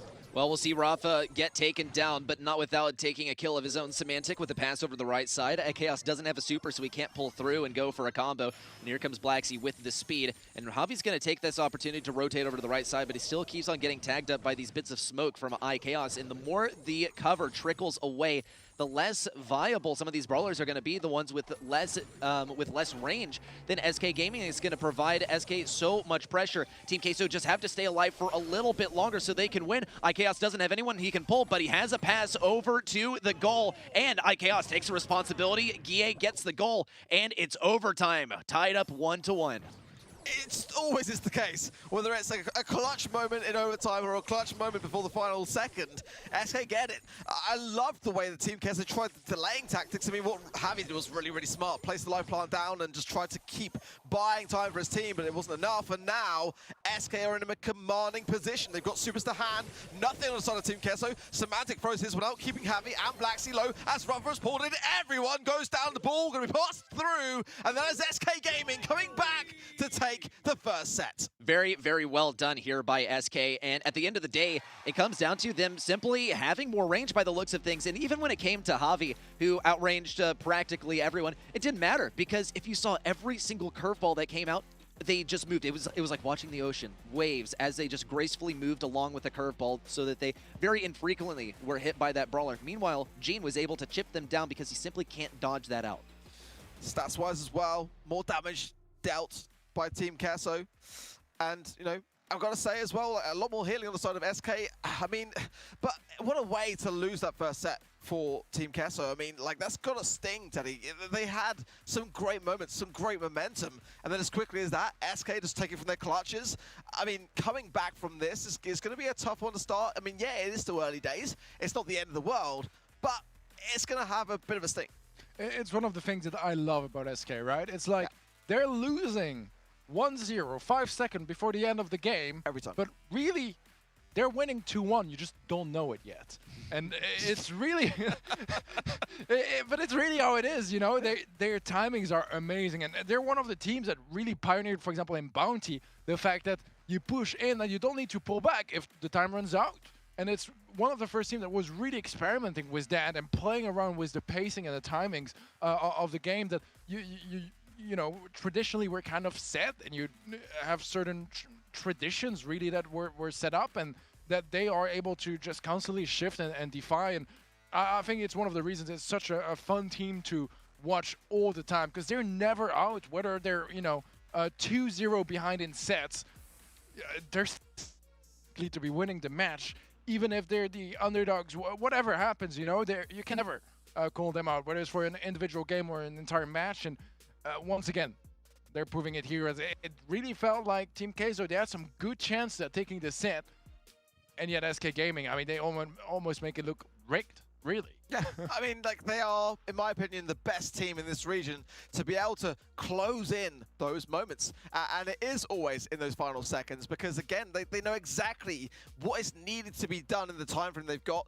and they don't want to ever lose position power. We see it a lot in Heist as well. They're able to just kind of just hold the mid. If they get that early lead, they can just literally hold, and they know that no matter what, they've got it in the bag. But, I mean, you know, from your side as well, already in Brawl Ball, like, Team Keso, you can't deny they made moments for themselves, and that's something that we can't always say about teams, you know, going into those moments. And I think we especially saw that at the beginning of every single game. Every single one of those Colonel Ruff's gadgets was used to try and get a goal, try and push through, tank a whole lot of damage, and avail themselves a goal. And it worked sometimes, but most of the time it didn't work. But the effort was there, and the thinking was there as well. Come into Bell's Rock, it's a much different mode. You're probably not going to be playing aggressive. None to SK, because SK, they're kind of like a sponge. You try and attack them, and they just form fit around it, and then they bounce right back. And, well, Bonnie's certainly going to be great for holding your ground. You have a whole lot of health. You have a whole lot of damage as well. And also, it's very easy to form a composition around. I like the boldness and the confidence from banning Carl when you have first pick, because that means that, you know, even though you're 99% sure your opponents are going to be banning it anyways, you're willing to risk a ban just because you don't want to play it anyways. You have a plan that's ready, and you're willing to just stick to that, and that, you know, is just SK Gaming. They're very, very SK Gaming. We'll on their side, second pick is going to be the Janet on the side of Team Keso, waiting for their second pick as well. That's going to be the Penny. So far, nothing too out of the ordinary for Bell's Rock, but some pretty meta brawlers already in the mix. Yeah, I'm curious to see as well, like, you know, what SK's plan is here, to be honest. I mean, you know, first pick Bonnie, absolutely spot on, but you also got to back it up with more than just having what is potentially a vulnerable brawler to have until they're able to gain out of that cannon form. Penny coming in, for Reply Totem. And that's not one that I necessarily mind too much, but one that can be pressurized in a way. And I think that's what SK lack now in terms of their dropped aggression. They need to bring some of that to the table. Bell as well, I think, is a great thing to have in terms of the range. And that, you know, as well, going back on the side of Team Kesso, a consideration to have. I wouldn't be opposed here to a throw. I think Tick, again, I don't know why Tick has dropped off so much. I'd be curious to ask some of the pros to see kind of why that is a brawler, which now we don't tend to often see. But one that I think that could actually go a long, long way here for SK, and one that I think they picked here in the past plenty of times. Yeah, tip of my tongue here. We got to see a thrower or something, but it's more likely for the person who has last pick than those for those who have the second last pick. A preemptive thing. Yeah, I think this is actually very wise, but it's also kind of a flex here by SK because it could get completely shut down. It just shows that they have the confidence that, yeah, I'm going to connect these shots, and if you try and deny it to me, I'm going to run the popcorn, and then I'm going to get it for free, which is kind of off meta, but still, there are ways to make it work even when things are being denied. I would think that Sprout might be a decent last pick here, as long as you're pretty careful about giving supers to Fang and giving supers to Bonnie as well. Otherwise, it's a fantastic pick, but it's going to be Pam in the end. So prepare for the long game is the looks of things, but I am a little concerned for Team Queso as well, because Penny still is going to have to get that super, and she's going to get outranged by practically everyone on the enemy team, maybe with the exception of Bonnie. So that's one lane matchup that favors her. I gotta be honest, I'm pleased to see the pattern because I kind of disagree. I think that if they had gone to Sprout, that was exactly feeding into SK's plan. Actually, I think the Fang was exactly the right pick for them for that same reason, because they knew without having that final pick, going with the thrower would have left it actually over to Team Kesso to pick something like a Fang as a hard counter. So I've got to say as well, you know, SK are a team which really utilize Fang, in my opinion, better than any other team in knockouts in this region, to be honest. Like, they are able to put so much pressure upon it, and look at that, already Semantic has got super before anyone else. This is interesting. It looks like also the lane matchup has not worked out very well for Team Queso, but they push in regardless. Hopefully they can get a lane switch up. So much damage on the right side. High Chaos still holding his own. Semantic also taking a whole lot of damage. Blacksea has a super, jump in from Guille, but no Scrap Sucker activated. Javi didn't even need to use it. Blacksea also trying his best to keep Semantic back on the left side. LSSJ taking a whole lot of damage. Super in from Blacksea. He's going to get one tick of damage, and that's about it. Super in from Semantic, and that Salty Barrel does absolutely nothing if you can't react fast enough. His super is just so fast, and Blacksea takes a lot of damage, but Semantic remains alive and earns himself a super. I'm loving the reverse polarity shots here from Chaos on the Gadget side. I mean, it alleviated a lot of the pressure that the base had there. Semantic as well has that super, and that is the moment to use it. Going on Blacksea, gets the shot off, the gas does the rest. Javi stays on though. Chaos picks up the rest. Beautiful work by SK Gaming. And that's just the strength of Bell into a brawler that has a turret. But I don't think this was really considered by SK, because turret brawler, yeah, you already had Penny on the field, and once more an entrance from a favorite logo in the game. Still, though, I think that this is a pretty good decision in form of Bell, not just because of the range, but also because it can do pretty well with these turrets. And SK simply dismantle Team Queso here for a third consecutive win. And I feel like it's pretty clear to see why. Everything that came together for them in game number 1 simply multiplied tenfold in game number 2. Well, as SK continue on this winning streak, I do worry a little bit for Team Kesso, who tomorrow will play up against FA Siege, and that matchup will be carrying more weight with it if things continue to go on this way. They've got to put their foot on the brakes and stop this momentum, but Semantic is not in that frame of mind at all. He goes in, gets the takedown on Blacksea immediately so, and now Javi's in a world of hurt as Guille and Semantic get a lovely little angle. LSSJ coming in now to consider the prospect of going in on the aggressive, but look at that. Semantic's well aware of the positioning. IKL changes accordingly. I mean, SK, the more you watch them, the more you just can't help but marvel at how well they do. There also hasn't been a single round where LSSJ has gotten on a favorable lane. We'll see if they go for the lane switch up this time, and if SK decides to switch things up as well. They run Guille up the right side, and we'll see if Penny stays there. Looks like yes, in fact, LSSJ will actually have a chance on this right lane because he boasts similar range to Guille, but once Guille pops that gadget, he's going to have a lot more speed and a lot more reload speed than Ala SSJ. He's just waiting for that opportunity, but it is a lot more stalematey this game too. I find it interesting also the way that Javi is playing Pam here. He's popping that super down a lot sooner because he knows that that's going to be one of his main ways to get survivability at mid. Blacksea with a super upwards and Semantic holding on by just a thread, but that's all he really needs with this shield active and one active for iChaos too. It's going to be enough. Javi does take a lot of damage. Blacksea with a good reaction and take down Semantic, and Guille once more held back by Ala SSJ on the right side, and the turret is going to be a huge issue. Blacksea almost taken down. Good use of the super, and Team Queso might win this round. I loved the bait from Semantic, forcing Blacksea into the skies prior to that, and, you know, again, like, I love the way that SK as well are able to pick up the pieces after Semantic went down, everyone ready to make sure it was a 2 versus 2, but now the Penny Turret is the third brawler on the side of Team Queso, but the taps from Chaos are good, keeping everyone low. Guille, though, is not going to make it out, and SSJ, the sole survivor of that one. The rounds are all tied up, and this is a chance, a glimmer for Team Queso to bring back some life into this series. Ala SSJ once more faced up versus Guille on the right side. Things looking good. Semantic doesn't have a super yet. Blacksea is going to risk it for a little bit of damage versus Semantic, but the most important thing, more important than anything, is to keep Semantic back, but he has that super, and you can only get that by damaging your enemies. So while Team Queso have fed some supers to the enemy team, it's kind of necessary because they have to hang on to this position. If they allow themselves to get pushed any more further back, then Semantic can totally combo them out. We do see a great connection though, and Semantic goes in, gets a kill. Guille also supering in, and Ala SSJ barely stays alive. Here's the turret over the wall, and this one is practically chalked for SK. They're going to completely surround Ala SSJ, and well, I guess have a little fun. That's playing with your food right there. A dominating set here for SK, and it's going to bring our match to 2-0. Yeah, that was just the vultures circling around the game on the floor, and yeah, I mean, it's looking like it's not working out well for Team Queso in this current form. I loved, again, I know I keep saying what I love about Team SK Gaming, but it's because of just how they are doing.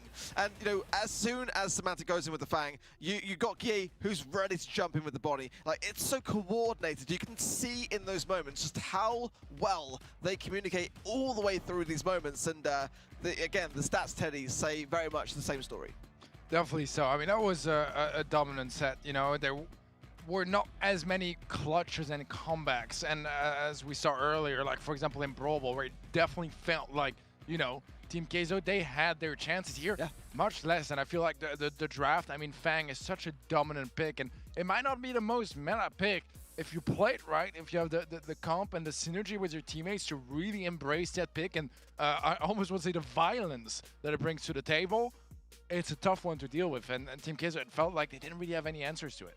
I feel like as well, like with how SK play it, I said earlier, better than any other team in this region on that map, in my opinion. You got to ban it. I think if teams are not banning Fang, or at least having a firm strategy around it, SK just managed to walk all over you, and that's what we saw. There was very little resistance in that series there that we saw in that set from the side of Team Queso. They just kind of were quite submissive to the inevitable.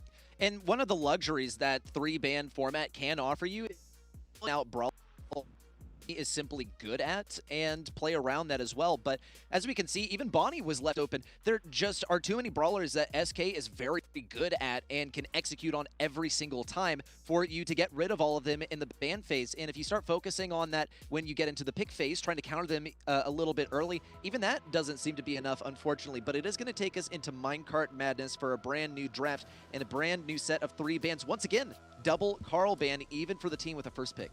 I like as well the fact that Bonnie's now banned, but, you know, again, looking back at that last series, you know, that last set rather, it was, you know, the Fang that was left open to a counter. I want to see Team Queso really embrace this draft this time around, Teddy, and you know, start to have a bit of a plan, because it seems like SK have brought all that to the table already. Yeah, again, SK banning out the call while having first pick. I don't know if, you know, maybe they have a Daltonian player that just can't quite tell, you know, which color the coin flip is, but it's very odd because, you know, for most teams, they're embracing the call, but they just don't want anything to do with it today, it seems like. Maybe trying out some different comps as well, as it is almost a day off, and yet they are leading 2-0 in sets. We'll see the bow and the crow on the side of TQ, and those are picks I like a lot. because they have crowd control, right? You have the stunts from the bow mines, you have the slows from the crow, and when you add the minecart to the mix, it's just a lot of things that can go wrong if you're not very careful. Well, I really hope SK have some way to deal with Bo because he is such a nuisance on any control-based map.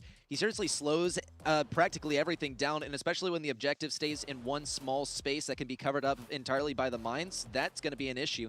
We will see the Penny pickup as well as the Lola for SK. It's great that they picked both of these up in unison because Lola is going to get countered out quite hard by the Penny. Here's the Sprout, and I just wonder how exactly that's going to work out. You can block off one of the lanes and force your enemies to walk up the 2 lanes that can be blocked off really hard by the minecart, but also, I don't really see a reaction to the bow too much, except for maybe an outrange by Lola, Bell, Penny. And considering this is a fairly open map, with the exception of that minecart coming through mid, I think that he might actually have quite a tough time.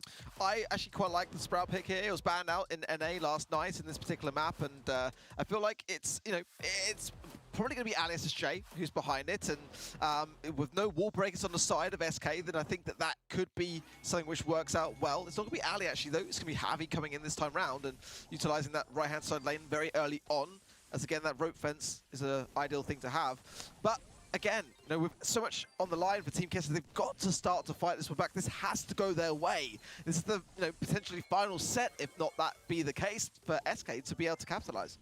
And these lane matchups also are looking quite favorable for SK. They're going to have to fight with the minecart practice. It comes in. They decide actually to go for a retreat. Semantic, though, doesn't get the memo and does end up getting it taken down as he was forced forward.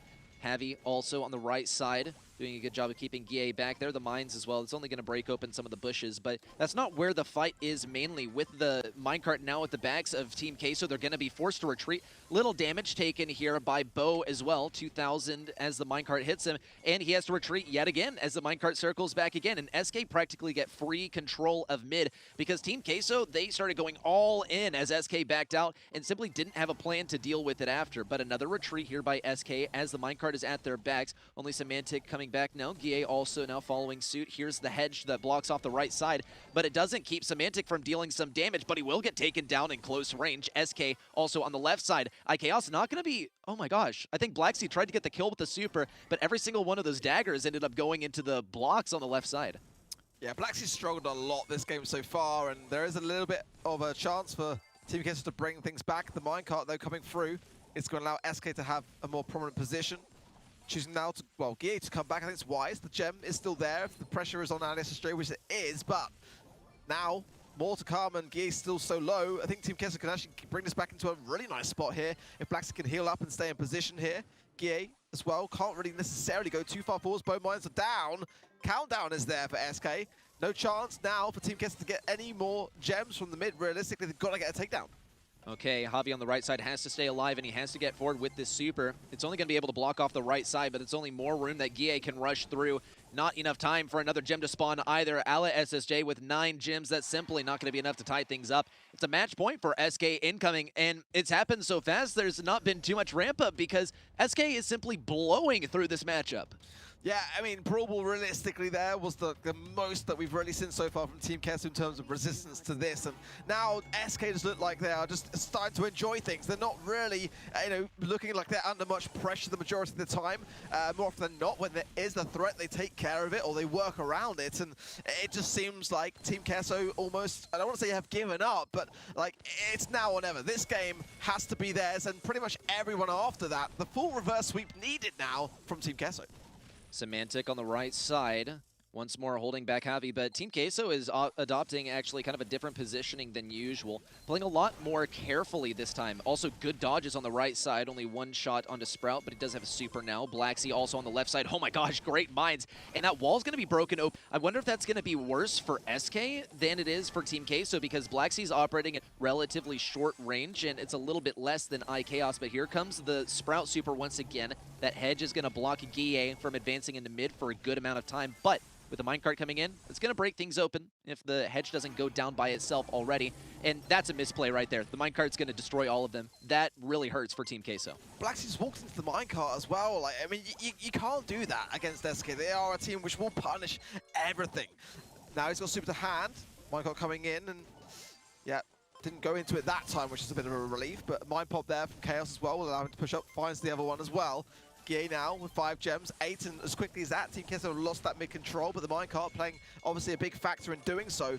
But now, SK will not hesitate to keep this the way it is. They've got to bring back a little bit of a gem deficit. Javi has one, and is staying low behind that wall. Semantic will go down there as well, which will allow him to push forward. And Blacksea pops in, but just as quickly as that, Chaos drops the ego, pops the gadget. I mean, just wipes him out completely. Drop the ego to up the elo is what they say, and Gie also with that salty barrel coming down is going to offer some massive profits. Semantic picking up another gem. Gie only needs 1 more in order to start this countdown, and Team Queso are all behind the minecart. Even Javi decides that he's not going to go in front because Semantic is simply waiting for him on the other side.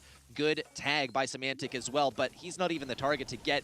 It's Gie, 10 gems on his head, and Team Queso simply can't catch up. There's not enough time for another gem, and this is going to be SK taking the victory. Yet another notch added to their belt, and fantastic victory by them, and a amazing performance. A really, really solid day for SK Gaming, right when it really mattered. Honestly, for Team Queso, would love to have come out with a win here, but it wasn't not to be, and I think deservedly so. SK just looked phenomenal today. They didn't look like they were necessarily under much pressure, except aside for Brawl Ball. I think everything else, to me at least, looked pretty, easy sailings to say. Pretty much damage equal on both sides, but again, the control. It's all about control of SK, and they just didn't give Team Queso a look in. I don't think that this was a very convincing match from Team Queso. I feel like they can do better than this, but the pressure simply mounted on them too much, and we started to see misplays there towards the end. And I mean, not to harp on it too much, but Javi throwing a super right into the minecart, it was completely destroyed, and he couldn't even recover it with his gadget because it's completely gone. That is simply evidence of the pressure that SK was applying here, and simply how confident SK felt. And what we also notice is that the more confident SK feels, the more likely they are to go for these new strategies that are really successful, that have been cooked up in the kitchen by Pedro Guijarro. Once more, this is SK in their greatest form, and Team Queso once more finding that inconsistency that we've noticed lately. Yeah, SK go for the juggler. They don't care what the occasion or the team. They just do it every single time. But Teddy, you know what that means? So going to tomorrow now, certain matchups are going to have even more weight. And I think the main one for me was Team Queso playing FA Siege. With the result of that loss for them, tomorrow it's going to be shaken up even more. Yeah, there are still quite a couple of possibilities for what could happen. I think once we get the leaderboards properly on screen and everything up to date, it's going to be easier to walk everyone through it. But this loss, even though it's going to harm them, especially in case of a potential 3-way tie, which is now on the menu, wouldn't have been otherwise. Now they can't go straight to the playoffs. That's the thing, because they have 2 wins, FA Siege has 3. So at best, they get a tie with FA Siege. That means winning against them, winning the head-to-head, which would get them through, unless, again, Craze could win and we get a 3-way tie.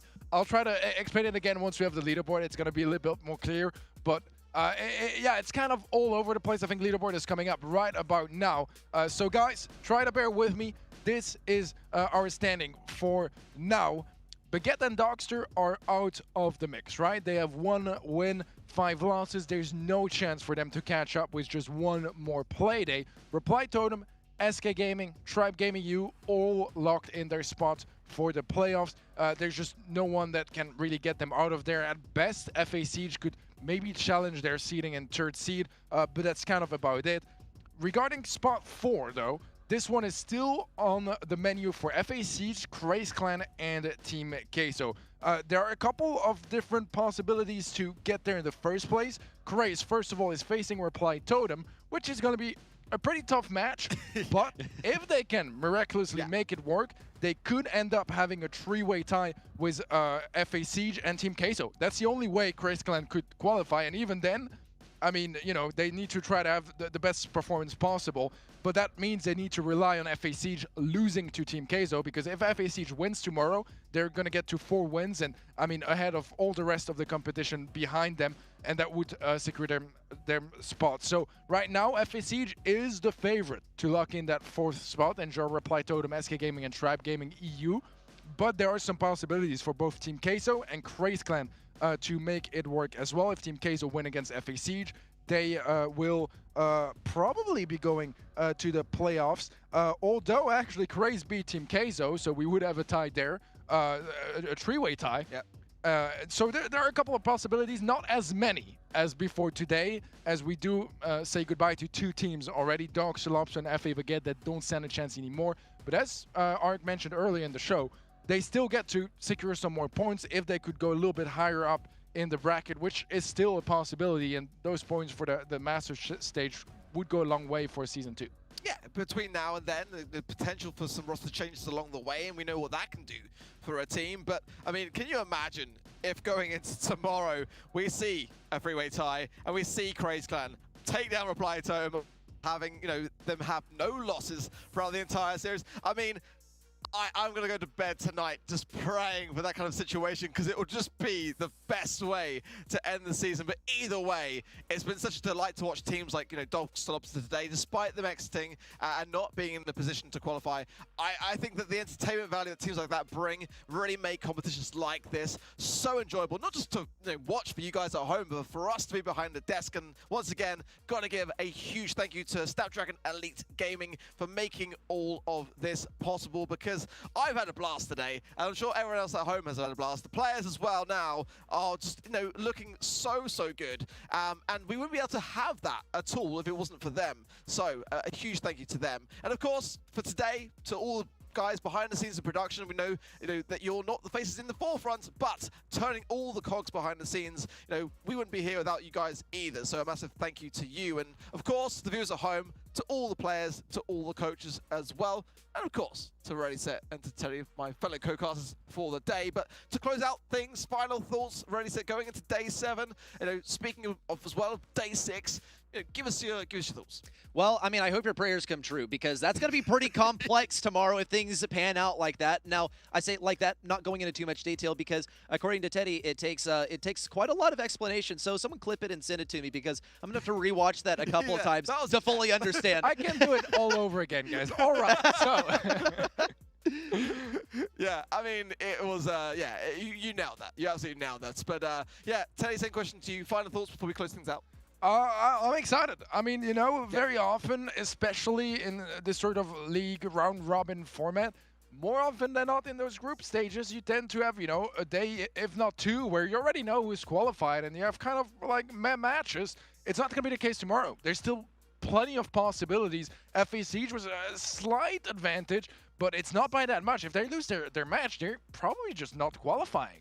And, you know, there's still 3 teams very much in the running, 3 teams that are qualified, but their seeding is still very much in the running. So it's going to be a fun one, for sure. And, I mean, we got some heavy hitters as well. I believe that Tribe has yet to face SK. Yeah, indeed. That's a really fun match. Definitely worth watching. So, yeah, excited for it and looking forward to seeing everyone tomorrow. Yeah, that's the moral of the story. Tomorrow, anything can happen. Day 7 is going to be a banger. You don't want to miss it. Coming back at you tomorrow at 6:45 CEST PM, by the way. But until then, from myself, from Teddy, from Ready, and everyone in production, it's goodbye for now.